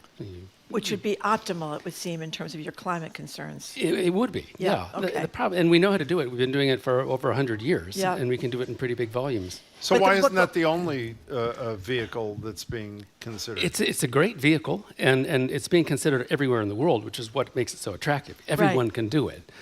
But some countries like ours have enormous reserves of natural gas, which CH4 also contain a lot of hydrogen. Yeah. And so if you can split the C and put it away and just have that hydrogen, you have another potentially very low cost, not ubiquitous, but widely available resource. Okay. That's blue. That's what they call blue. That's blue, and that's the one that Joe Manchin likes and Exxon likes. Yeah, that's sort of, it's like being green, but still using a fossil fuel as a feedstock. Okay. But you're not defeating the purpose of the green endpoint by using natural gas as whatever you call it, the feeder resource or whatever you're calling it there, Rob Stoner? Provided you do 2 really important things. One, you capture the CO2 that's produced in the course of separating the hydrogens from and you bury it deep beneath the Earth's crust, or deep in the Earth's crust. That's called sequestration. And the other thing you got to do is make sure that when you're producing that producing that methane at a natural gas well and transporting it to your factory where you do the separation, that's called the steam reforming plant, you don't lose any of the hydrogen or methane along the way. Yeah, because it leaks. Because it leaks, yeah. And it's a very, very potent greenhouse gas. So there are all kinds of rules and regulations and incentives and penalties built into the BIL and the IRA that are supposed to encourage people to be more careful. But it's a big problem. And one of the things about the water-made hydrogen is that some places don't have enough water. And so that's scary. Yeah, literally, too. in India, they're concerned that there's an enough. Nevertheless, in India, there's a lot of interest in developing a green hydrogen economy. So you also, when we talk about electric cars, which we're going to talk about to listeners because a lot, they're not selling as well as they were. One of the things people always point out, but you need fossil fuels to make electricity. And in some cases, you need the fossil fuels, maybe in all cases, to get the hydrogen. So it's kind of like, so the hope is that we'll be able to eventually create enough hydrogen or enough, from renewables, enough electricity from renewables, it's not from fossil fuels, to get us out of this mess at least somewhat. Renewables and nuclear power, yes. Including not only fission but potentially fusion in the future, which is the the coming nuclear power. And that's pink. That's the pink hydrogen with the nuclear that's power. That's what they call pink. It's crazy in a way. I mean, all you really want to do is produce hydrogen by whatever means. And of course, in a market, as we were discussing earlier, it's all got to get mixed. You know, I want to get to, I think we discussed nuclear with you last time. We're going to discuss it again in a minute or two with your permission. But is the reason why there's so much focus, and I wasn't aware there was this much focus until we were talking to you. I had no idea that there was a $7 billion, $8 billion commitment to these hubs and this thing that Moniz is running. Is this because there is a growing concern that there are more problems with electricity and its storage than the proponents identified at the beginning of this process? To some extent, there's the possibility that we could use hydrogen as a way of storing energy that we extract from, that we capture from the sun or from wind, solar or windmills. And that may be important for very long-term energy storage, seasons, or certainly many, many days to months, when the sun might not shine, the wind might not blow for an extended period. Anomalous sorts of circumstances. But I don't think that's really the motivation for doing this. What is the motivation? Well, first of all, we've got to displace the gray and brown hydrogen, the hydrogen that's made from natural gas and coal, with green hydrogen or blue hydrogen, hydrogen that doesn't have any or has very, very low greenhouse emissions associated with it. And that's about 100 megatons a year. We already make 100 million tons a year. I don't know, what does that translate into in terms of what does it fuel? What does it power? Jeepers.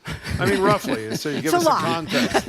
No, I mean, what are we talking about? I don't need a precise number of homes or industries. What kind of magnitude is that? Well, what it covers is making all of the world's fertilizer. All of the world's fertilizer. Yeah, well, that's about more than a third of it. Okay. Right, but all of that so-called substitutional opportunity is only something like 3 to 4% of total global emissions. If we really want to get to the other part of the emissions problem, we have to find new applications for hydrogen. And that's what these hubs are really about, finding those new applications and getting the hydrogen to them. So there was a headline in The Guardian about whether or not hydrogen would overtake batteries in the race for zero-emission cars, and it talked about Toyota in Japan is very big on these hydrogen-propelled cars. So tell us about that. Well, Japanese companies always take a very long-term, very technologically informed and thoughtful approach to development. Unlike American companies? they don't live quite so quarter to quarter, you might say. Yeah. And at the same time, Japan is very problematic energy-wise. They don't have our ubiquitous sources of natural gas. They have to import all of that stuff. And so to run their industry using imported natural gas is a big penalty for them. And so they would love to find a way out of that with hydrogen, if that's the right carrier, or with whatever they can find that will enable them to progress into a decarbonized economy at a reasonable price. Now, of course, because they're importing all that natural gas in the form of LNG from countries like the United States, natural gas is very expensive there. Yeah. So the barrier for them to transition away from that to something like green or blue hydrogen is much lower than it is in this country where the gas is so cheap. So let's cut to the chase here. When I finally decide that I can no longer tolerate owning a car made by Elon Musk and I buy a hydrogen-powered car, I'm serious, when am I going to be able to drive to a gas station and fill up with hydrogen? What's the realistic perspective as to when that might happen? I don't think it's going to happen. You don't think it's going to happen? I think the battle for cars like you drive is over and batteries won. Okay. So what is this, for industry? We're talking about 18-wheelers. If you buy an 18-wheeler, you may someday be able to... Yeah. Buses. Exactly, yeah. And you mentioned planes. Well, planes are really tough because hydrogen is wonderfully energy dense. Yeah. It is something like 3 to 4 times as energy dense per kilogram than the fuels that we're accustomed to. So that's fantastic. The problem is the kilogram is huge.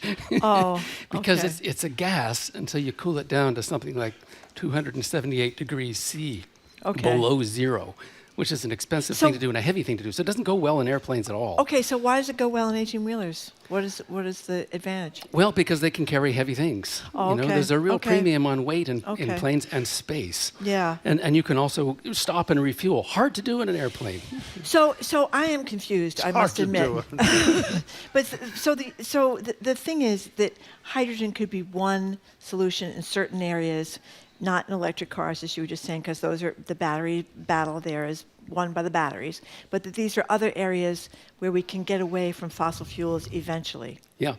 That's what this is about. That's what it's really about. Okay. And you know, in some cases, it's just substitutional. We're going to use hydrogen as a substitute for natural gas.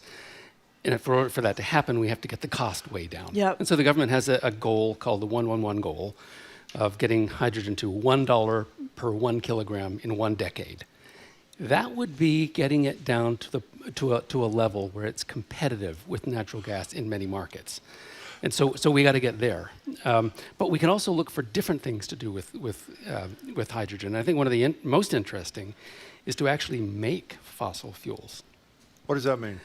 Make fossil fuels called e-fuels using CO2 that we capture from the air and combine with hydrogen that we make either through a green or blue pathway and through a process called the Fischer-Tropsch process or something like it, combine them into hydrocarbons of whatever form we want.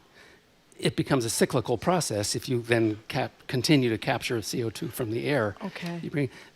These things are all possible now, theoretically, but they're very, very expensive. Okay, so that's not around the corner. 2 last things before. One, is it safe to assume that if you think this is a good idea, Donald Trump hates it? Is that a hydrogen?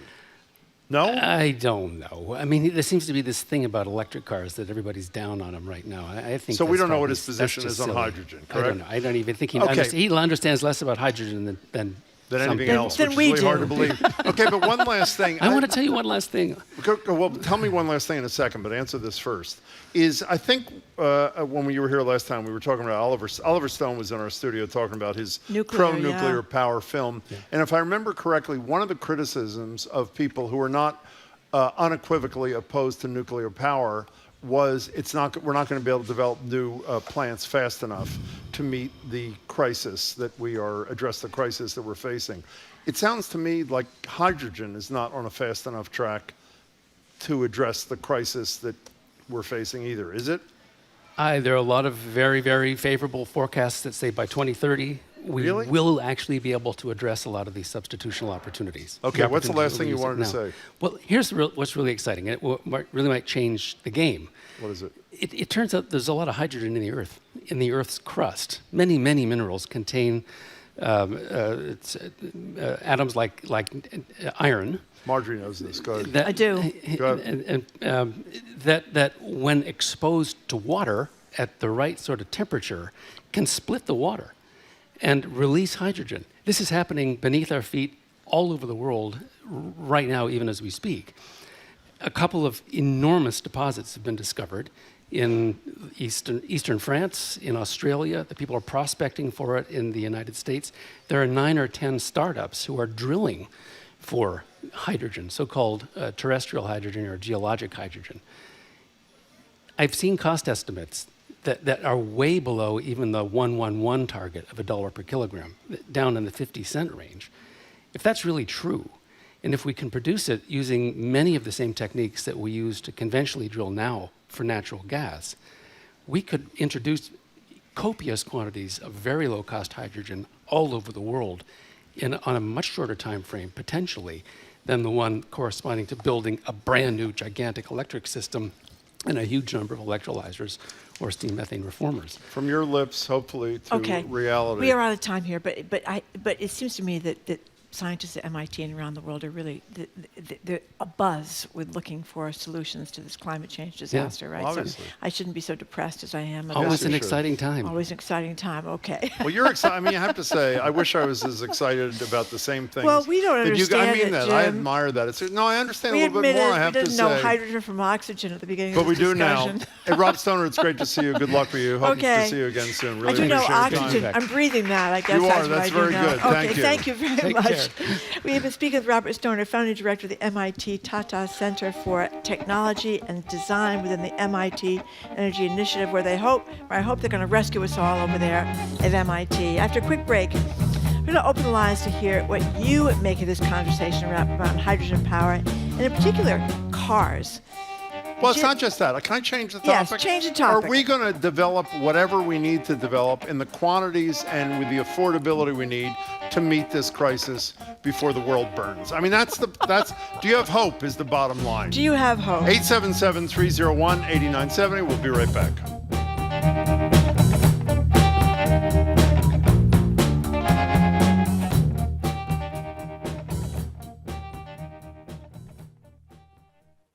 Congratulations, you just got accepted to college.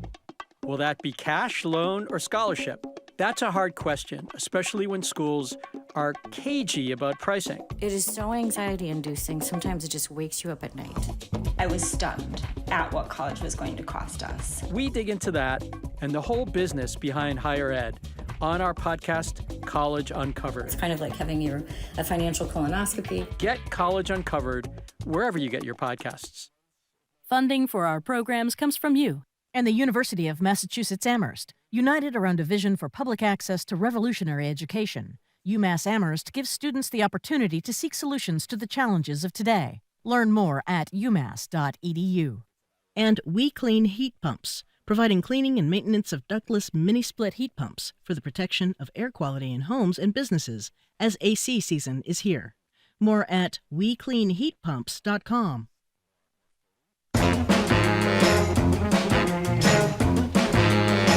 Welcome back to Boston Public Radio. Jim Browdy and Marge Regan. We're live at the Boston Public Library. In about 13 minutes, the Attorney General is going to be here. We thought we'd spend the time, after having spoken to Rob Stoner, to talk to you about your optimism level about the clock ticking and whether the whole combination of solar and wind and hydrogen, about which we learned a few minutes ago, and electric batteries is going to rescue us before it's too late. Our number is 877. We're looking for optimism or pessimism, if that's your 877-301-8970. Rob told me on the way out, in the next couple of months, he's going to be launching a podcast, and we'll have him back on before he does. What if it works? He's doing it with our former colleague, Kara Miller, who's writing a lot for the Globe these days, talking about the optimism about available resources to address this climate change crisis. 877-301-8970. We're particularly looking for optimists, and if you are optimistic that we're getting there, we'd like to know what the source of your optimism is. How are you doing? Well, I'm very concerned. We had that massive, was it the United Arab. Dubai thing you're talking about? Dubai, where they had 24 hours, in 12 hours, they had a year's worth of rain, and the whole place is flooding. Just yesterday, the day before, right? Yeah, just yesterday, the day before. We had these torrential rains around here that, where the streets are flooded in like 15 minutes. The waterfront is going to be flooded. And I'm really worried about summers up here and winters up here. The ski industry and stuff like that. It's not going to be a ski industry pretty soon. So I'm a little bit discouraged. But that's why I love to talk to people like Robert Stoner, because he's over there on the cutting edge. And, I couldn't even pass. I never took a chemistry class in my life, so I don't know what he's talking about. But I'm hopeful that there are people with much bigger brains than I am that are going to get us out of this. Well, as odious as he is, my favorite word, Elon Musk has sort of, maybe not pioneered, but surely made popular batteries and those kinds of things. This hydrogen thing, even if not for cars, he talked about, Rob did, about a possibility by 2030 having it available enough ways to deal with, 18-wheelers, industry, that sort of stuff. We know about wind and solar. We talked about hydropower with a guy from Quebec the other day with Joe Curtatone. So it does seem, it seems to me the greatest threat is not that the technologies are being developed by people who really know what they're doing. The greatest threat is a climate denier is potentially being reelected president Well, in November. One of the things I hope is going to thwart him if he does win, I hope he doesn't win, is that some of these programs have already begun, some of these companies have already begun, there's jobs already being taken. That's a very good point. So and a lot of it's in red states too. That's a really so good point. I think it's going to be hard to take away people's jobs. And besides that, I think that there's a lot of talk about how electric vehicles have kind of reached a plateau and people aren't buying them anymore. Part of the reason is because there's not enough charging stations. I mean, I would buy one in a second if I didn't have to worry about the price of the ones or where I was going to charge it. And when I've driven, I haven't run out of charge. Well, I know, but you have a great little sweetheart deal here. Let's Jim, not that get we into don't that, really want please. to get into it. But, I mean, my son-in-law's got an electric car, and I drove it when I was taking care of my granddaughter. It's a great car. I love it. I love that you can just sneak around in that car. They're so quiet. They make no noise, and they really accelerate fast, and they're really fun to drive, and they have great dashboards. So I'm looking forward to one. I'm just worried about the charging stations. Here's an optimist. Donna in Holliston, Texas. I've decided to get some gerbils and wheels for them to run on to generate energy. So I should be okay. Charlie on the road, you optimistic? And if you are, why? Hi. Thanks for having me on. Sure. I would love to say that, humans, we're a species that are defined by our adaptability. We haven't yet found a hole we haven't been able to dig ourselves out of. And even though we seem to be digging this hole deeper, we're also building a ladder, and I think it would be impossible to have a view of humanity in my book where we don't adapt to the situations that are thrown at us or that we create. Well, I'm 26 years old. Go for it. No, you go. No, I want you to go. I like your optimism. Go ahead. Especially since you're young, Go Charlie. ahead, Charlie. I'm 26 years old. A lot of people around me are really beat down on the future of all of this. But, I have a minor in environmental science from college. And one of the big things that I learned is that through history, we've continued to find new sources of energy to solve the problems that we face. I mean, it was 100 years ago that we were relying on hunting giant sea creatures to light our homes. We don't do that anymore. Or I guess 200 years ago. But it's wild to me that we could think of ourselves in such a confined way that we wouldn't be able to solve this problem. I see it happening every day. I see the solar panels on I-90 heading right now. Like we're doing it. We're living that dream. We're going to get out of the hole. You made my day. Charlie, thank you much for the call. Really appreciate it. I mean, don't forget, remember the solar industry was going really well, and then Ronald Reagan took away all the tax benefits you got for solar panels. Remember Jimmy Carter put a few solar panels on the roof or something like that. Yeah. The White House, and Reagan took him down. When people talk, the Republicans love to talk about what a great president he was, but he gave us trickle-down economics, and he was, climate change. That's ridiculous too. So you do see more people at least believing in it now because they're seeing what's happening all around them. Let's go to Roger in New Hampshire. What do you think, Roger? Hey, Roger. Hey, thanks. I just love listening to you guys. Thanks. I retired from the Union of Concerned Scientists at the end of last year, which is the hottest year recorded. Mm-hmm. But I'm optimistic. Why? I work with undergrads and graduate students at the UNH Sustainability Institute, and I got to tell you, these young people are sowing sustainability into every career they go into. We need everybody on board, and I see it with my own eyes, and I see them one person brings sustainability in to introduce to her investment firm managers. Another is working to address the food crisis. Mm-hmm. Another person is bringing climate solutions, global warming solutions into agriculture. The ways these young people are weaving sustainability and climate action into every facet of civil society is terrific. I have to say, that was another upbeat Thank one, you. Roger, Yeah, that particularly was- considering your background. Thank you Yeah. so much, Roger. Appreciate it. Feeling better? Well, yeah, I love to hear optimism. Yeah, I love to hear from people that know more about this than I do. Bill McKibben isn't that optimistic, though, is he? When is he on? He's on tomorrow. Bill McKibben, I think he's in on Cambridge also in the next couple of days. Oh, Bill McKibben, excellent. who obviously from Third Act and 350.org, who probably is the voice that I trust most on these things. By the way, let's see how he feels about hydrogen. Okay, Pat in Abu Dhabi? Well, we'll see. Hi, Pat. Hey, Jim and Marjorie. I'm formerly Pat from Boston, but I'm actually in Abu Dhabi this week. Oh, Are my you goodness. really? Wow. You all are global. Yeah, absolutely. We're global. We've gone when global. You all mentioned the storm yesterday. Yeah. You've always been global. You just didn't know it. That's right. We actually were part of that storm yesterday. You were? So it was pretty significant. It was something else. They got a year's worth of rain in 24 hours. So how was it? And Was so it just there are no sewers here? no sewers? Because they don't have any rain. So it just it's like think of how we deal with snowstorms here. Yes. Or 1 inch of rain is exactly how they dealt here. The whole region just shut down for about 24 hours. Wow. Well, based on that, So, which is evidence of the crisis, where are you on the optimism scale there, Pat? I feel like, I'm really fortunate where I get to be around young people a lot, both with my team and also I have an 8-year-old and 4-year-old and cousins. Mm-hmm. But more specifically, I'm optimistic because I'm looking not only in the U.S. but around the world. And following the first caller, people are incorporating innovation and essentially inventing into everything they do involving this crisis. And here's what's going to happen. We're not going to need one solution. We're going to need 10,000 solutions. Yeah. And out of 10,000 solutions to get those, we're going to need 1 million people inventing different ways to solve this. And I'm seeing that. Not all of them are funded, at different levels. Mm-hmm. But I see that the more that financial institutions look at opportunities to invest in those 1 million ideas, we're going to find solutions that we're going to really need, 50, 100, 200 years, well beyond I'm gone. Thanks again. Don't go away. Don't go away. You know what I've read many times is that even though the politics in the United States he's gone.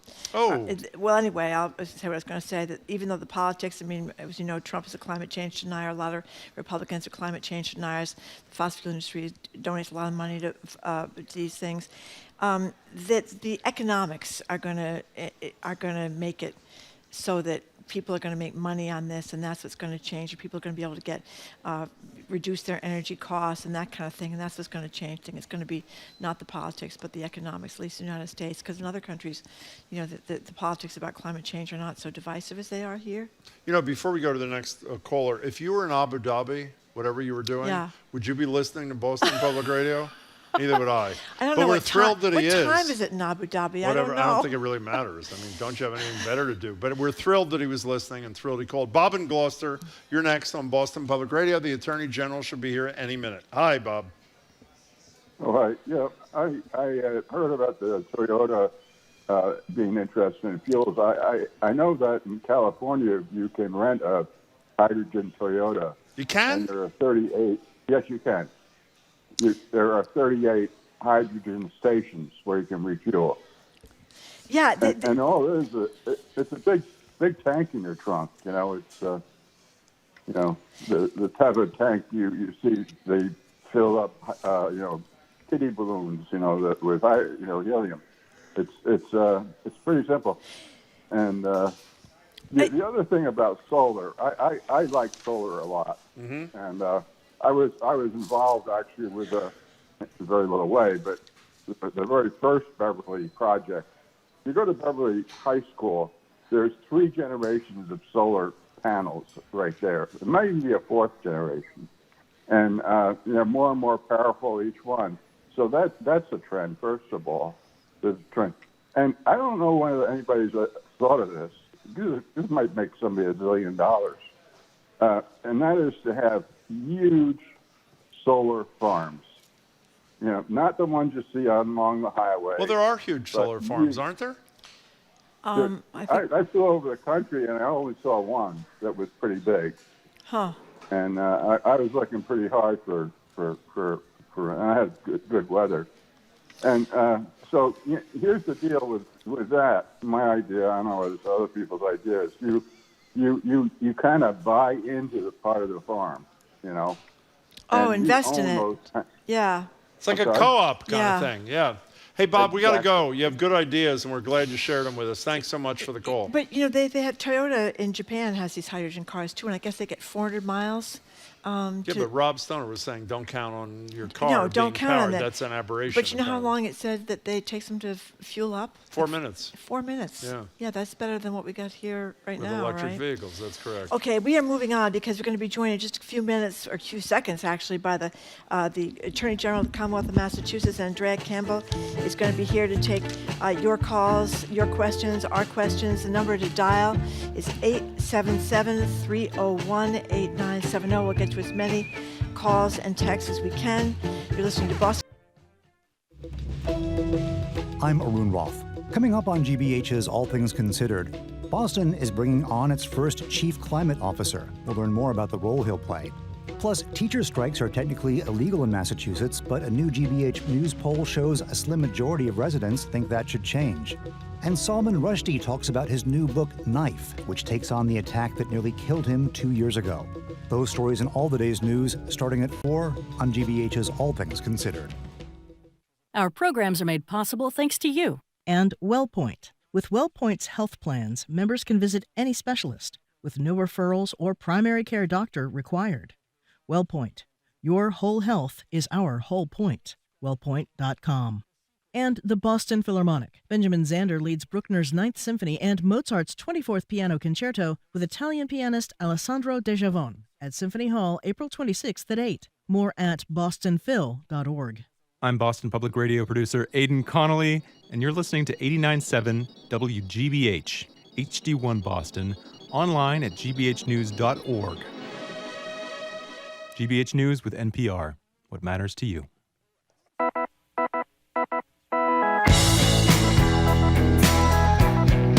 Welcome back to Boston Public Radio. Marge Regan and Jim Browder. We're live at the library, streaming at youtube.com/GBH News. It's time for the April edition of Ask the AG with Andrea Campbell, who's looking very spring-like, by the way.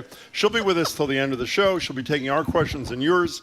You can communicate them by calling or texting 877-301-8970. Or if you're at the library, there's our colleague Hannah. She's going to raise her hand.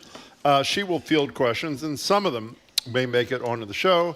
Attorney General, it's great to see you. Great to see you. Thanks so much for being here. Thank you very much. Thank you, everybody. For coming in, Attorney General. So we all get deluged by these letters, you know, clean energy letters. People are offering these competitive electric supply rates. They send me so many letters, I can't believe it. But even though I don't take them up on their offer, but now you have this new report about whether or not they are worth what they claim they are worth in terms of what they're going to do for consumers. So what's the deal? The short answer is no. I think everyone should be wary of these competitive electric supply companies that go out and promise you that they're going to deliver you a service that is lesser than your basic utility company. It just is not the case. And our reporting on this issue over the last 8 years, and we put out a more recent report, consumers have lost close to $600 million.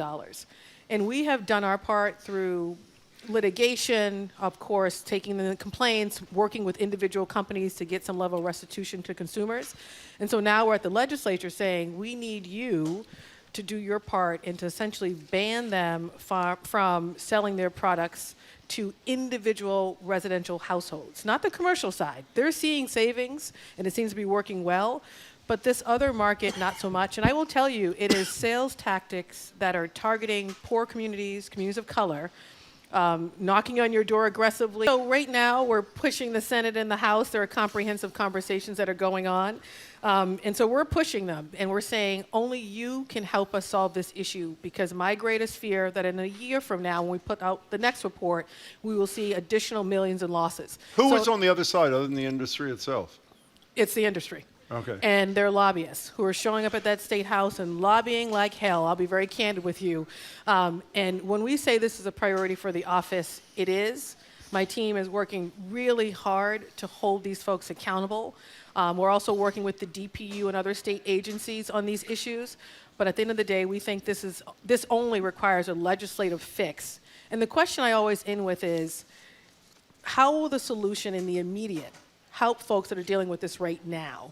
And we think the legislative solution helps, because otherwise they'll continue to target these communities that are poor communities and communities of color, and continue to bring them losses that are just unacceptable as far as we're concerned when we say we care about consumer justice and consumer protection. Our number is 877-301-8970. The lines are full, but you are free, excuse me, to text. You know, right before you... Jeez, Jim. I know, that's why I asked the question. Everyone's concerned. Well, I don't think anybody's concerned except you, but that's okay. Hot sauce is fabulous. Just I had too much. Before you came on the air, Kelly Ayotte is a former United States Senator from New Hampshire, and she's now running for governor on the Republican side. I am fine with people taking positions on issues, any issue, and I respect them if they act civilly. She posted what I consider to be an incredibly low-rent tweet about an hour or two ago. Shocker. Massachusetts license plate in Nashua robbery. It's an 18-year-old accused of armed robbery of a mail carrier. And unlike Massachusetts governor, I don't tolerate soft on crime policies. What's your reaction to this really highbrow comment by the Republican candidate for governor of New Hampshire? It's ridiculous. I continue to work with this governor on a whole host of issues.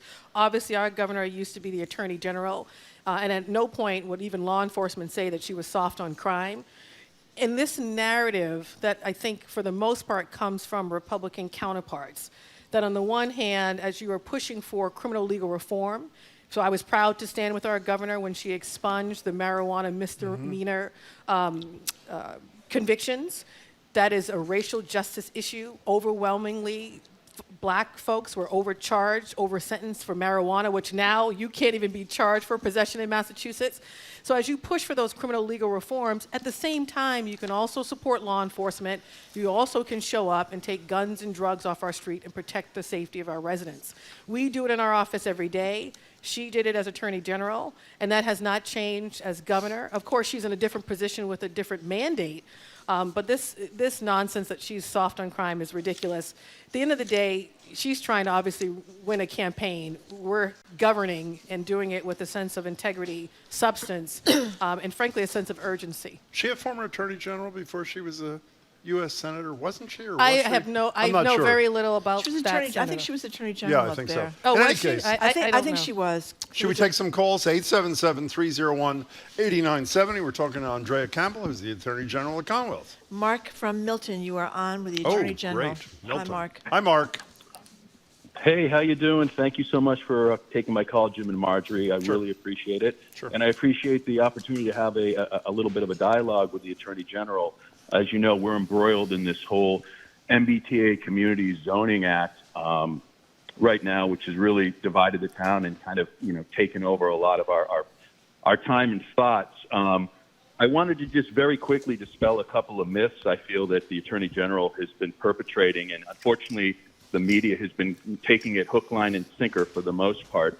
I'm going to rattle them off real quick because I don't want to take up too much time. But the Attorney General has taken this tack that this is an affordable housing play and that anybody opposes it is against affordable housing. That is completely untrue. There is no requirement for affordable housing in this law, none. There's a 10% discretionary affordable housing tenant that towns can enact, but they do not have to.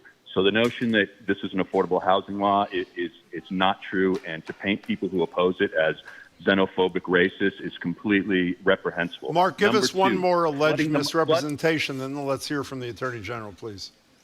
Okay, sure. Flooding the market with big box housing is going to solve the problem for affordability. No, it will not. My sons both live in Boston, and we have seen huge amount of development up and down 93 South, in Ashmont, Dorchester, et cetera. And in fact, their rents have gone up every year since they've lived there.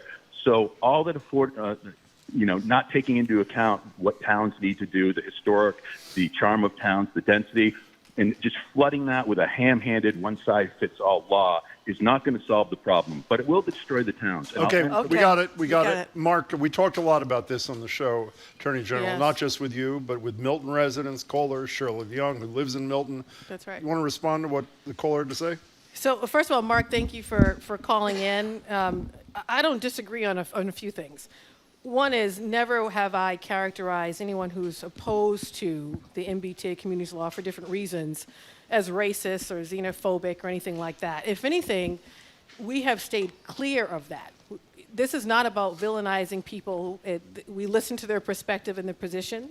It is what it is. For me, my job as Attorney General is to enforce our laws. And when it comes to the MBTA communities law, we've made it crystal clear from the very beginning. I think I was in month 2, or maybe month 1, when we released an advisory to make it crystal clear to municipalities that the MBTA communities law is not voluntary. It is mandatory. It was passed by a Republican governor, a Democratic legislature, coming together to solve our housing crisis. And those folks, the Republican and the Democrats, came together to say, we have a major affordability crisis in Massachusetts. The #1 concern of residents all across Massachusetts, it's too expensive to live here. Housing is too expensive, rent is too expensive. So they said many of the housing reforms in the past were voluntary. We're going to change that with the MBTA communities law with the hopes that it will allow folks to build affordable housing near a public good that they have in their community. So my stance has been, my job is to enforce the law. The thing that I think is actually missing in the narrative of the media is not what Mark has said, which he clearly has his position. It's the fact that every other rapid transit community, for example, 11 out of the 12, have actually come into compliance with the law, with the exception of Milton. And Holden, right? Milton. Holden is not in this category. Okay. So Milton is the only exception. And so every step of the way, we put out the advisory. We've worked with their municipality. They've received funds from the state to allow them technical assistance to develop their plan.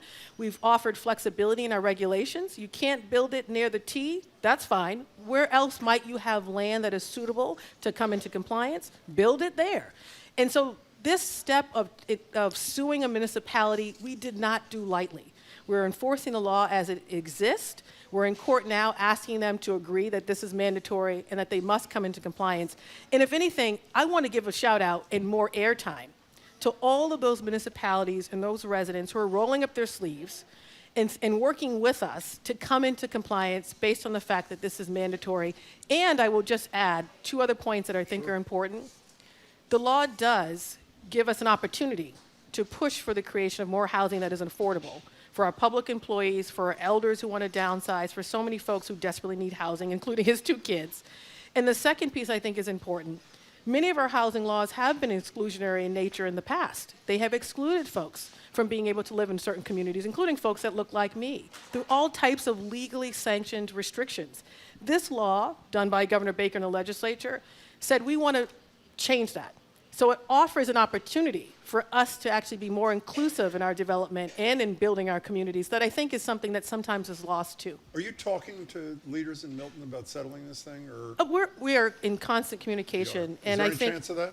I hope so. Do you not worry that if the SJC doesn't rule as you want it to, that this whole house comes tumbling down? Because you don't know whether communities are complying because they think it's a good idea or because it's the law and they're complying with the law. The whole thing could unravel should you lose this. Based on our, obviously, briefings and communication with the court, I'm confident that they will come down on our side in the sense that we've made it clear through the advisory. This office has the credibility long before me of when it makes these advisories. It does it in a thoughtful way and one with integrity that looks at the law as it currently exists. And so I'm confident they'll come down on our side and make it clear that this law is mandatory and that municipalities have to come into compliance. And one step, Jim, if I could just stress, we've been reasonable every step of the way. It's not about an adversarial process or working against a municipality or elected leaders or even residents. We're not going after a ballot initiative or anything like that. It's simply to say we've gone into court. We've kept it real simple even there, not seeking a whole host of remedies, but simply to say the law is mandatory and towns must comply, and we'll continue to offer that technical assistance. Okay, so one last question on this, which is the exact same question I asked you last month, and I can't remember your answer, so my apologies. You've said it's a mandatory law repeatedly, and I agree with you. If it's a mandatory law, why do the people of any community get to vote to decide whether? It's like saying it's mandatory that you don't break into someone's house, but we're going to let you vote to say whether you can break in it. If it's mandatory, it's mandatory. Why is there a vote? So it depends, and it's not so black and white. There are pieces of this that could be viable or not, that could be legal or not, meaning the ballot initiative and what they choose to vote on. But we're also not an office that's in the business of overturning results of an election. I don't think, frankly, that... But why is there an election? That's my underlying... I don't get it. It's mandatory. It's mandatory. And we're going to keep pushing that point. You can push that point while still affording folks the process to go through another legal process and to make a decision in another way. But in this case, we're not in the business of overturning election results. We're in the business of enforcing the law here. And this is, while it may be a tough issue for some to grapple with, it's crystal clear. And I will say the majority of communities in Massachusetts have come into compliance. I was recently with someone from Dedham who's on the planning board, who frankly was like, can Dedham get some attention here? Because they continue to do the work to come into compliance. And I think these other municipalities that are doing that, as he said, it's not so hard. And so we want to continue to offer up that technical assistance while not vilifying anybody. If you're talking to Milton, what are the odds quickly, do you think, of resolving this before the SJC argument in the fall? I don't know about odds, but our goal is hopefully to resolve it, but we'll see. Where do you want to go, Marjorie? Let's go to Laura in Medford. Thank you for calling, Laura. Welcome, Laura. Hi, thanks for taking my call, and thank you, Attorney General, for your good work. Thank you, I'm Laura. hoping you've heard of this and can shed some light on this. I received a letter from a company named Bradford Scott saying my data was breached, compromised on 7/2/23. I just got the letter like a month ago. It had a QR code to sign up for protection. I didn't trust that, so obviously I thought it was a phishing scam. Called the phone number on the letter. It was just a call center in quotes. Named IBX headquarters in Texas, and they had no manager for me to speak with. So I did some more research and found out that Bradford Scott is who has a parent company who provides software for credit unions. Smart Tech is their name. I finally got a phone number for Bradford Scott. It was hard to find, information about them. And I also called my credit union, and they don't use this software. A long time ago, I bought a car from a credit union. I don't remember who it was to check. So I called Bradford Scott, got somebody to call me back, and asked him to please, can he tell me from where my data was compromised? Because my credit union doesn't use his software. Okay. And Laura, what's the question? Back since 4/3. Yeah, can she help? Has she heard of this? So Laura, I think you should hire Laura, by the way. Let me tell you. Okay. As I just met with our local consumer protection programs all across the state who do great work in this regard. Laura, I think because yours is so specific, I'd love for you to stay on so that we can see the letter. We deal with data breaches all the time. There's a requirement that you report it to our office, and so their data privacy team and others who are holding folks accountable on what they need to share with consumers and how to solve for these issues so that you're not defrauded in the future. But Lauren and Kira from my team are here, so if you stay on and provide details to them, we can follow up with you specifically on this case, look at the letter, and go from there. Laura, stay on hold. One of our producers will get your contact info, and we'll share it with somebody here on the Attorney General's staff. Lauren and Kira. My apologies. I didn't mean to be disrespectful. No, I love shouting on every team member that does this work. I admire that. I love that, actually. Thanks. Whenever we have the subject of the zoning laws in Milton, all around the Commonwealth, or not all around the Commonwealth, people that are attached to the MBTA, people bring up the sewer issue. This is from Allison in Halifax. This is just one of several. How will towns without sewer systems handle the high-density housing requirements of the MBTA communities law? She says 50 units per acre. I don't know if that's right, but 50 units per acre in a town like Halifax is not possible without septic systems, and they don't have a septic system. So what about those towns? Allison, I appreciate you reaching out. I agree with one thing Mark said, is it cannot be a one-size-fits-all for every municipality. While they may have this T as a public good in their community, and this is why the legislature and Governor Baker looked at those communities in particular as they have a public good, what should their responsibility be in terms of this housing and affordability crisis? But one thing I want to make clear is the housing agency, Secretary Augustus, have been really great in working with us as well on making sure that there is flexibility. So in the regulations themselves, they went through various iterations to make sure that there was flexibility for municipalities on where they could put this housing, given some of the concerns that Allison just mentioned. Resources for technical assistance to actually bring in folks to help them plan. And Milton got 2 of those grants so that you bring in a professional to help your planners, to help your municipal leadership, working even with our municipal law unit, to come together in developing a plan that works best for your community. And we don't want to stand in the way of that. We want to support that every step of the way. We don't want this to be an additional burden. So we understand you got to be reasonable, you got to be flexible. But we also have to make it clear that at least my lane is making sure that folks come into compliance with the law that exists. And if folks want to change that, then they have to, of course, talk to their state legislature and elected officials on that. But our job is to offer that technical assistance, be reasonable and flexible, and then, of course, do everything we can to support municipalities in bringing this housing online. Before we get back to the calls, Attorney General, you mentioned Governor Baker a couple times. You did a thing with him. Was this about the youth gambling on sports yes, thing? Yes, we did. Okay, so could you briefly, I have a couple of questions about that. Could you briefly describe this initiative and what your concerns are? So it's the Youth Sports Betting Coalition. It includes all the major teams in Massachusetts. Governor Baker, we announced it during the NCAA Tournament. I was going to say conference Whatever tournament. It was. Along with the Gaming Commission and other allies in this work. And we all said we have real concerns, not about gambling and sports betting. It's legal and we're not opposed to that. But real concerns about young people who are either currently engaged in betting when they legally are prohibited from doing that, particularly this 18 to 21 range. You cannot place a sports bet. The prevalence of whether it's ads and other things that are being fed to this population. And of course, the real risk, if you choose, even if you choose legally to participate in sports betting around addiction, substance use disorder, mental health concerns, going into debt. For our office, we're going to focus on the well-being of our kids and economics. So we decided to lead this effort with all of them.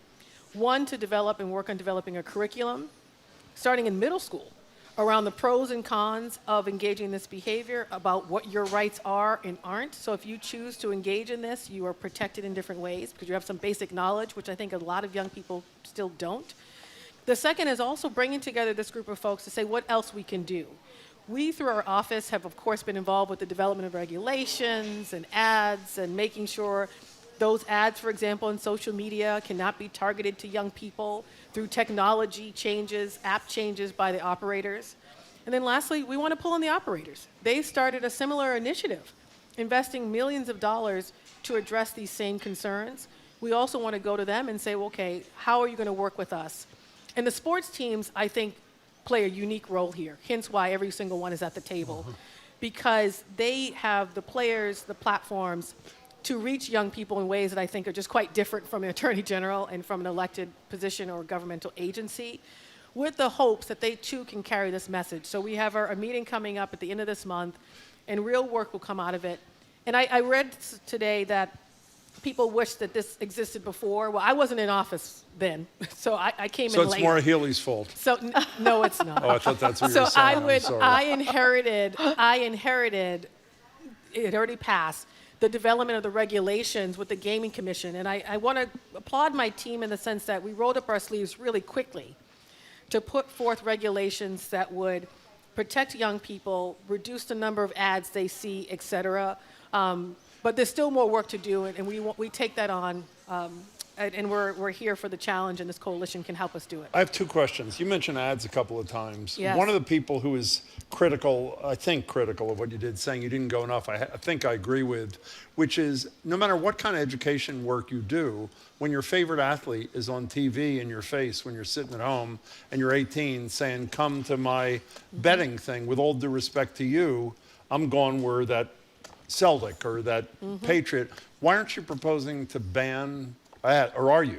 Why aren't you proposing to ban these ads? We said you got to be careful when you get into this content question, what you can say or not say. First Amendment implications come in quickly. Cigarette ads. But even when we proposed some of these ideas to the Gaming Commission initially, there was a lot of pushback. And so we have been pushing every step of the way, including pushing operators, for example, most young people get their information through social media, so that those ads are not coming to them based on their ages, et cetera. So there's ways in which you can design these features and things to limit the proliferation of these ads. But I want to just add why we wanted to make the sports teams a part of this coalition was for that very reason, including operators, to say there's only so much we can do in our office, but if we want to see the number of ads go down, and to make sure that they are not so prevalent, there's a role for them to play. There's a role for operators to play, us working with them in the Gaming Commission. So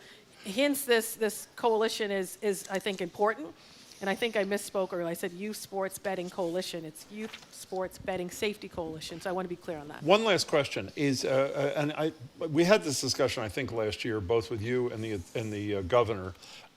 There's a bill in the legislature to allow the lottery to be online. And at least the original iteration even allowed 18 to 21-year-olds to participate in this. I hate it. Maura Healey said to stay competitive, we need to do it. You say, I think I'm paraphrasing, with safeguards, et cetera, this is the way to go. How can you argue that online gambling on sports is a real problem for those late teens, and being able to bet on the lottery online, if you're 18 to 21, is not an equally great risk? That's not my argument. Well, you're okay with online lottery. That's not my argument. What is your argument? I have said this is up for the legislature to decide. I haven't really taken actually a position. You don't have? Oh, I'm sorry. So what I'm more concerned about, and I think it's similar to the sports betting context, if you bring in this new betting, this new gambling opportunity, you have to be really concerned about the risk. We're focused on the risk and doing everything we can to deal with those risks, and I hope as people think about, of course, ways to bring in greater revenue, there's also the risk. We said the same thing in our artificial intelligence advisory just released yesterday. Inherent, I think, ways in which to promote innovation in Massachusetts, but at the same time, real concerns about the risk in the context of young people. So I think this coalition that we just got off the ground, it won't be surface level. There's a real opportunity as we get more data, which we welcome, we need more, on who's participating, who's engaging in gambling, and what the effect that is having. There's a real opportunity for us to do something about that. So I don't want to misrepresent you again. What is your position on having the lottery online? I don't have a position. I just want it to be safe and responsible, and I want folks to be thinking about those risks. And I also want folks to think about, you pass a law, we also have to develop regulations. You need time to do that. And I will just quickly say this in the context of sports betting, the time frame to develop those regulations was short. And you cannot have a short time frame when you have to be thoughtful on those risks and ways in which we can respond. That's Andrea Campbell, the Attorney General of the Commonwealth. She's going to be with us to the top of the hour, taking our questions at yours at 877-301-8970. Quick break. We'll be right back.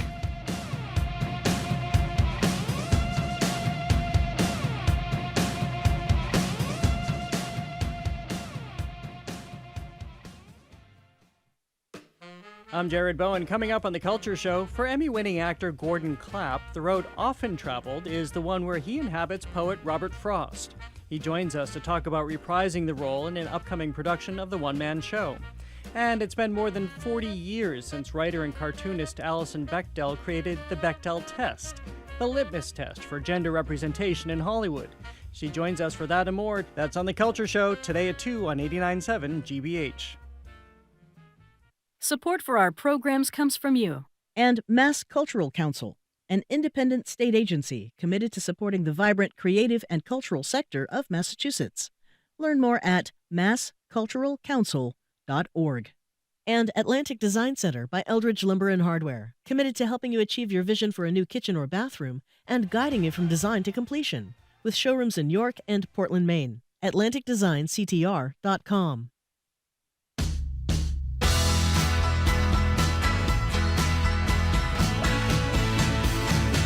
Welcome back to Boston Public Radio. I'm Jim Browdy. She is Marguerite. We're live at the Boston Public Library, streaming at youtube.com/GBH News. Andrea Campbell, the Attorney General of the Commonwealth, is kind enough to join us for an hour every month to answer your questions and ours, and she's with us until the end of the show. Good to see you again. And we have Rob at the Boston Public Library microphone. He's got some questions, I think.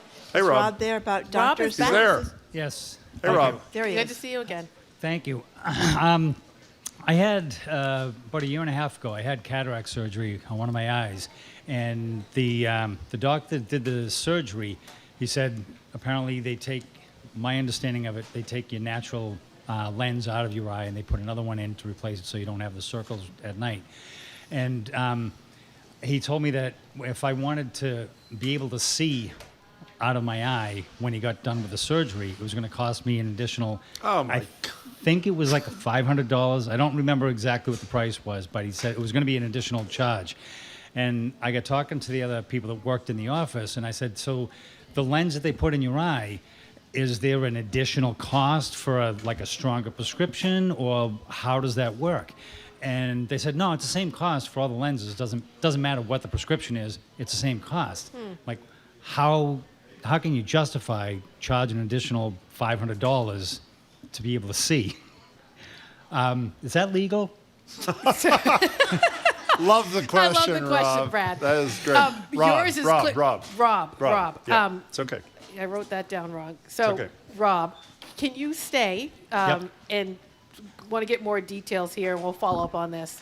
Obviously, Lauren and Kira are right here, but stay, and we'll follow up on that. So just so I understand, Rob, if you don't want to see, you can save $500. If you do want to see, you got to pay the extra $5. Is that right? The vision that I have in my right eye was so bad, I couldn't see. I could just see like colors. And he's like, well, I can change that out, and so you don't see the circles around things, but I still couldn't see. And he's like, well... And we don't want to laugh on something that's so serious, obviously, but... Sorry about that. I think it is funny. He's laughing, too. He It's is. okay. Rob, do you see these people? They all work for the Attorney General. Walk over there, talk to them, and get your thing resolved, okay? I'm Rob, a little... nice to meet you. Good to see you, Rob. Yeah. Suspicious? I think so. But it's great that he can laugh, we're all by the way. suspicious. Yeah, we're all suspicious. So I wanted to ask you about Stewart Healthcare. As you know, Senator Markey and Senator Warren just had these hearings at Beacon Hill, and I think Senator Markey decided we could put an empty chair there because the guy that runs the place, Ralph De La Torre, did not show up. There's a lot of concern about what's happening with the hospital service because there's so many of these hospitals in Massachusetts. So where are you at this particular juncture involving Stewart? We are busy, and I don't want to mince my words here. This is a public health crisis, and you can follow it in the news, but if you're a patient at one of their facilities or if you work at one of those facilities, you have stress right now, and rightfully so. And we're doing what we can. There are some things within our purview, and then there are some things that are not. The first is, of course, ensuring this access to care and that providers are getting paid. On the providers getting paid piece, we play a role in that, and we continue to work on that issue to make sure folks are getting paid. We do that work through our Fair Labor Division. We also are working with the administration on just this access to care piece as they do their analysis on these institutions and possibly who might take them over, who might not, et cetera. And they're having some regional meetings just this week to engage stakeholders. We're a part of those conversations, but we have no direct authority to really assist or help there. Where we do have authority is in these two other buckets, which is sort of these parallel conversations we're running in the office. The second is using every tool in the office to hold Stewart accountable. That requires us to get more information, more details. That's going to take a little bit longer, and we tell the public, be patient, but we're going to use every tool to hold them accountable. And the third is looking at how we got here and that we don't get here again. And that for-profit role in healthcare, absolutely a question that's on the table and has been for the office for a little bit. But that will require possibly some legislative changes to give us more authority over for-profit versus non-profit, where we have significant authority in these types of healthcare transactions, to bring about greater transparency, greater accountability. And we're working with the Health Policy Commission. I have appointees to that commission. They have a role here too. But what does it mean? And that is a more long-term conversation that we're also intimately a part of. And to Senator Markey and Warren's point, it I think dovetails with what they've been saying too. And this is not just in the context of Stewart, for-profit.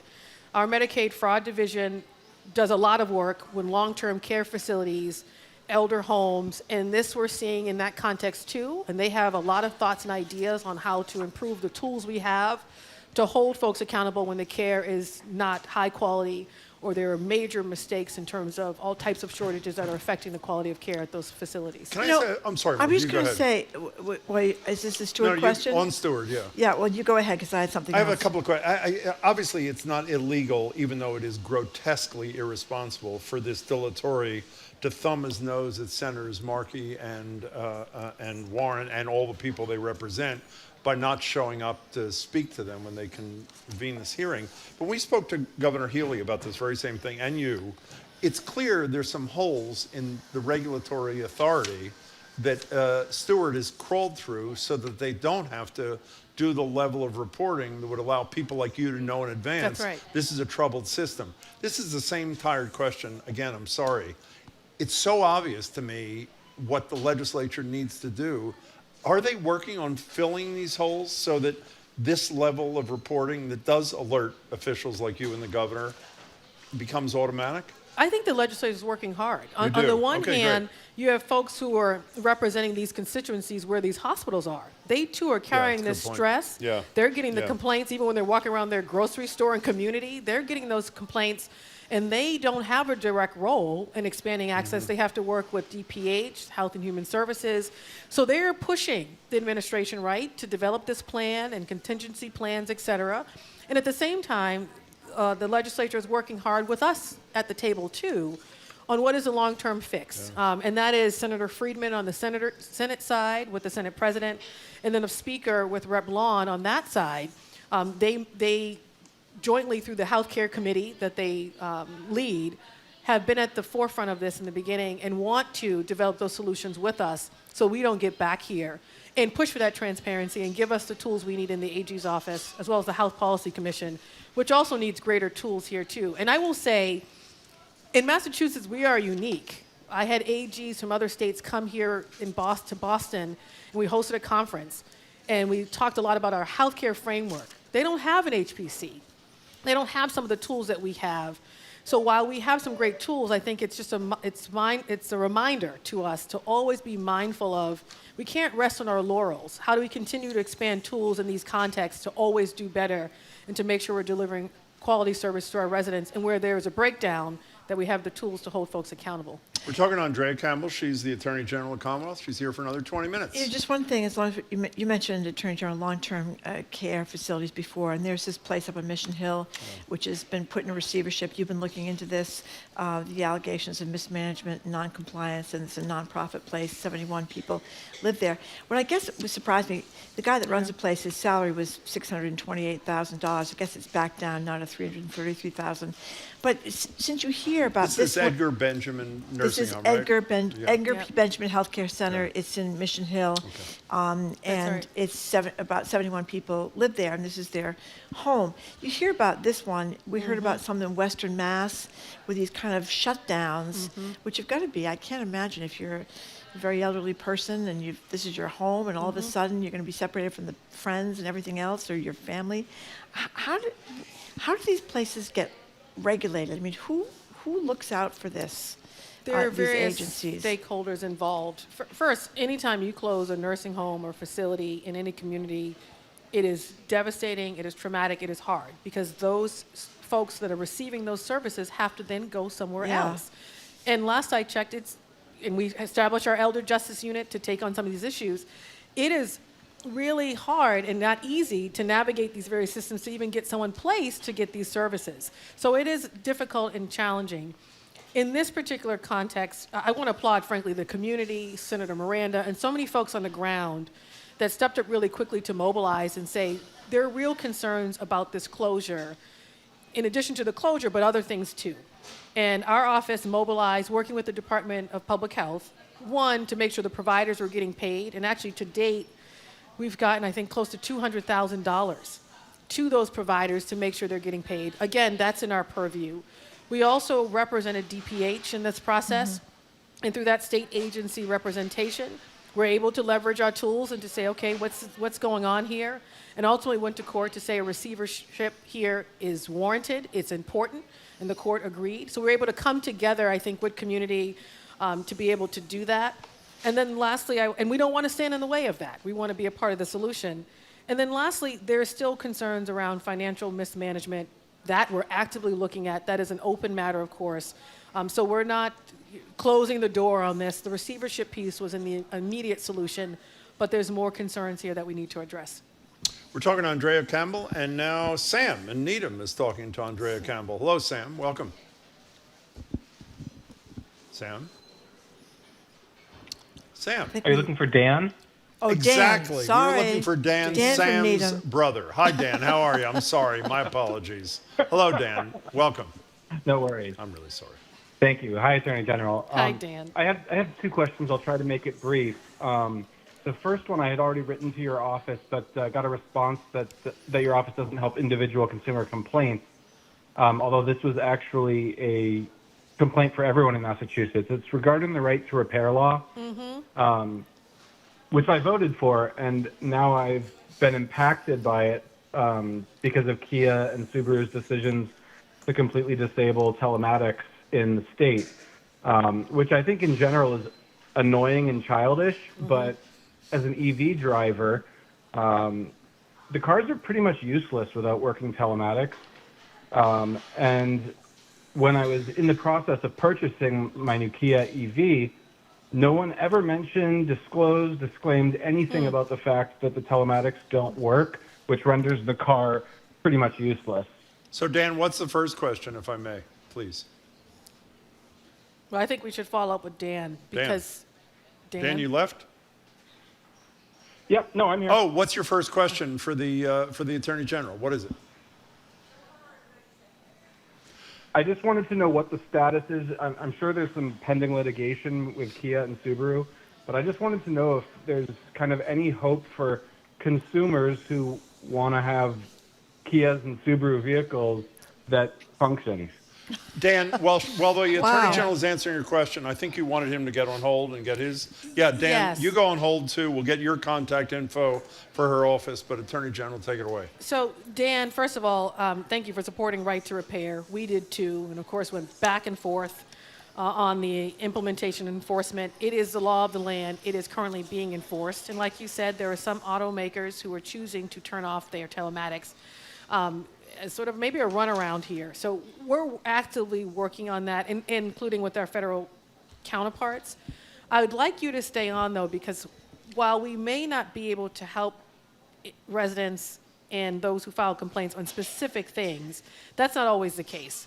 I just left a meeting with our local consumer protection LCPs, we call them, from all across Massachusetts. We fund these mediation programs. They are on the ground helping consumers on an individual basis every day. And we fund that work, so that's not entirely true, but it depends on the matter. But given what you're talking about, I'd love the team to get your contact to follow up, particularly on these automakers and what we're contemplating in next steps. A lot more to come here, but we're working as hard as we can. It is unfortunate. Dan, don't go away. An Lauren and unrelated question. A couple of weeks ago, we had on our show a woman who actually was an intern of mine ages ago, Susan Zalkind, who has dedicated her whole journalistic adult life to researching and reporting on the triple murders that happened in Waltham in 2011, a year and a half before the murders at the marathon finish line here. And she has pretty conclusively, in my estimation, made the case that one of the murderers in Waltham was the elder Tsarnaev, and obviously by definition, if he had been investigated and found guilty, there would not have been a marathon bombing. She's been in touch with the Middlesex County DA, Marion Ryan's office. She was not in office at the time of either. Ryan says it's an open case 13 years after the fact. Do you have any communication with DA Ryan about this? And if not, do you think it's appropriate for the Attorney General to get involved in some fashion in this open and, I would argue, pretty critical case for Massachusetts? So no conversation with the DA specifically about this case. We talk to DAs, every single one, frequently, because sometimes we have joint matters together. But a lot of times they run their own wheelhouse, right? In many ways, they are not only elected officials, but they have the purview, particularly on criminal matters. And that's why we have an AG office. We could take every case, but why we have district attorneys. They are more proximate to the case, more proximate to law enforcement, more proximate to community. So the understanding is that they, of course, are best positioned to deal with those cases. So I don't have details on this, and if DA Ryan says it's an open matter, it's probably one they're continuing to look into. I know they work hard, especially if they inherited it. I don't know all the details, but I encourage her to stay in contact with that office. The only thing I would say, and then we'll move on, is, and the reason I might make a case that the Attorney General has a role here, my understanding is the state cops who were in the apartment in Orlando when the alleged colleague of Tsarnaev, Tadeshev, who was allegedly involved in this murder in Waltham, state police who report to the Attorney General's office were present when Tadeshev was killed. And so I guess the question is, does that rise to a level where you would consider it to be appropriate to at least communicate with the DA's office? Not necessarily. So I have a state police unit within my office that I oversee. And they, of course, are connected to the larger state police, but they Understood. still are separate and apart. All of state police does not report to I understand me. that. I understand That would be quite actually overwhelming, I think, in terms of the job. But EOPS and the administration have that purview along with the colonel. That being said, there are moments, of course, we take cases from the DAs. If there's a conflict, if there is sometimes them reaching out to us to ask us to take the case because of limited resources, a conflict, or something else. So there's active conversation all the time about when we should get involved and when we shouldn't. But I want to be crystal clear to folks, they're duly elected, right, to have a role and responsibility. And so you don't sort of take cases lightly, but if there's a conflict and other things where it warrants our involvement, we will get involved. Thank you. We're talking to Attorney General Andrea Campbell. Shirley in Jamaica Plain, you are on with the Attorney General. Thank you for calling. Hey, Shirley. Hey, thanks for taking my call. Sure. I'm actually calling to check. I received about, I don't know, probably 4 or 5 months ago, a call, and they claim to be from your office about home tap. So I'm not sure. Home tap. Home tap. What's so that? Home tap is a relatively new service. It's like they're investors in real estate with the common person. And where banks may not give you a refinance on your mortgage, they may be willing to co-invest in your home and provide you money. So you want to know if this is real or a scam? Is that And also, the bottom did they line, leave Shirley? a contact of who and what? Yeah, you need to stay on. Is this- Shirley, you need Worried me. Shirley, you need to stay on. Did you make this call? I don't mean you personally. But you're off. I didn't think you personally had made the call. I doubt that. You know, sometimes we will reach out if we have an open investigation into something. Sometimes our office will reach out. Shirley, don't go away. Through our investigators or victim witness advocates, whoever it is that is navigating that case, to also get folks to understand we're investigating something, and maybe because they're named somewhere, they filed a complaint. But Shirley, would love for you just to stay on. We can confirm whether that was someone from our office or not relatively quickly. And thank you for calling in. Let's confirm you're not going home at night and calling people about home tap. Is that it? Can we agree? You're not doing that. No, Okay, I'm not. okay, But I'm going to kiss my husband, and kiss my kids, and spend time with them, put them to bed, and then turn it back on. Yeah. But I will not be Okay. calling any constituents in Massachusetts But about you know home tap. These scams are getting more and more sophisticated, though. I told you They this are. story about having a call from my bank's phone number, because I have I belong to a credit union. I've been with them for years, and I have it in my phone, so I can call them if I need to get a loan or whatever whatever it's for. And they called me from their number, but it was a fraud. It was a scam. It was people trying to, and I thought, how did they get the phone number of the credit union? But they had it. So this segues greatly into two things. One is we just put out yesterday our artificial intelligence advisory, which is important, and co-hosted an event with UMass Boston and some of their professors there who work on these issues, to make it clear to the public but also the community as we interact with artificial intelligence and these algorithmic decision-making tools almost every day, that they are, of course, maybe a good thing and bring some benefits in terms of innovation to the state, but also there's real concerns about the risk, including deep fakes or this ability to pretend through voice cloning or other tools that they are representing an entity or a public official using real voices, real credentials, real, I put that in quotes, but in terms of the likeness, to then defraud folks. That is real, that is happening. And so we put out this advisory to make it crystal clear that that type of behavior and the bias we may see in this space, the lack of transparency, the data privacy concerns, all of that is enforceable by our office under our consumer protection laws, under our civil rights laws, under our data privacy laws, and so many other regulations. Because that wasn't clear before. So if it's a human being defrauding you or a system, both are equally seen the same under our laws in Massachusetts.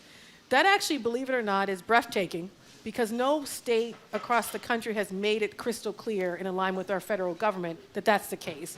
So if this is happening to you and you feel like you've been scammed or defrauded by either a person or a system of some sort, do reach out to our office. Do let us know. We want to be able to go after some of these folks to hold them accountable. And then lastly, I will say on the data privacy piece, how people get your information, et cetera. We're at the State House now advocating for the Location Shield Act. You assume that all the data of where you go to get your health care, your reproductive care, where your children go to school, all that is private. It is not. Right now, you can take that information, sell it to a third-party broker, and they can do whatever they want with it, including showing up at, say, maybe some reproductive health care institutions here in Massachusetts and doing all types of things. White supremacists, neo-Nazis using this information. It's not like there's a filter. So we're there at the State House saying, we need to change that. And this piece of legislation we're pushing for is to allow for those changes so that not anyone can just get your data. So if you were Jane Doe and you were going to, say, Planned Parenthood for an appointment, they, through your phone data, might know that you were That's right. Jane Doe there, and they could harass you. The data question is a real one. At least in the AI context yesterday, what data are they taking from you?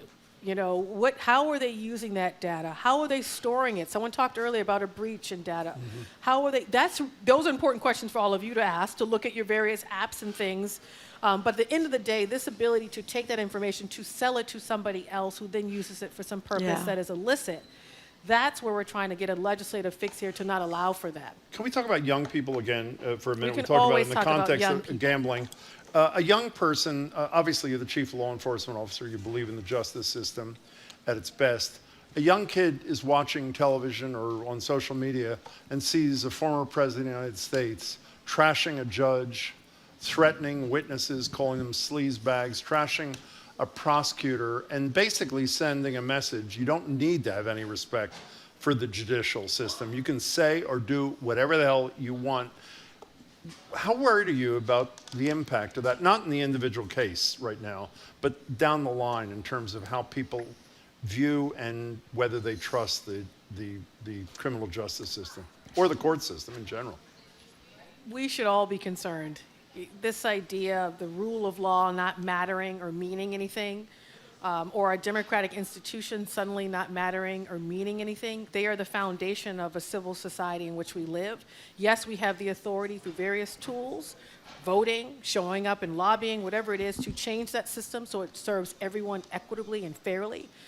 And in the context of this presidential election, particularly Trump, this idea that he is above the law or immune, you don't have to go to law school to say, no, you're not.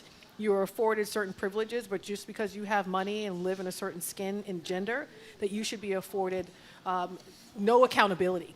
And obviously we're watching what's happening in New York. I'm not in the weeds on that particular case, but we're watching it all. And we're reminding folks, and frankly making it less about him, but reminding folks what's at stake in this presidential election, the importance of voting. And I will just remind voters in Massachusetts, you actually are supposed to vote every year. There's an election here. Every year, just saying, really important, every year in Massachusetts you should be voting, but this year is important. We're trying to protect our young people. We're trying to protect our civil rights, access to reproductive health care, a right to an abortion. We're trying to protect your economics, get rid of hidden fees, junk fees, address housing affordability, protect the rule of law, democratic institutions. The only partner in that work right now, and the best partner going forward based on the choice we have, and no one is perfect, is President Biden and Vice President Harris. In this election, you can't sit it out.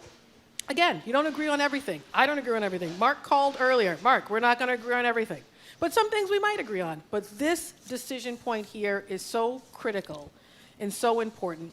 If we do not have a partner in that White House at the federal level, it makes it difficult for us to deliver the services you expect, to protect your environment, your children, to protect your bottom line, to protect your future generations. It's that critical. And I think as young people see this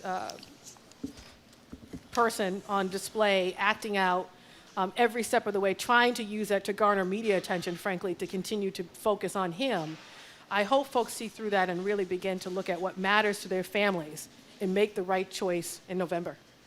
Thank you, Attorney General. Before you go, I don't want to take advantage of our access to you, but after you put the kids to sleep... I love that your security who's standing by the door also clapped. Oh, you did? That's great. Can I call you tonight at home and talk about home tap? Are you free? maybe at about 11 I or can't 10:30. wait. I cannot wait to get the readout on Shirley's call with the team to say, Shirley, who from the office called and what information? Because Yeah. I doubt that, but we'll see. Attorney General. It's a clever name. We really, really appreciate your Thank time you as for always. having Thank me. you Yeah, so thank much you for your very time. much for Thank being you all here. for having me. We have been speaking with the Attorney General of the Commonwealth, Andrea Campbell. She's kind enough to spend a month with us an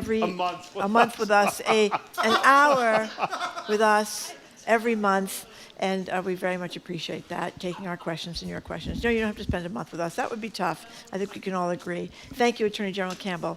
Okay, tomorrow we're going to be joined by NBC's Chuck Todd, former Suffolk County Sheriff Andrew Campbell. We're talking about that Karen Reed trial, which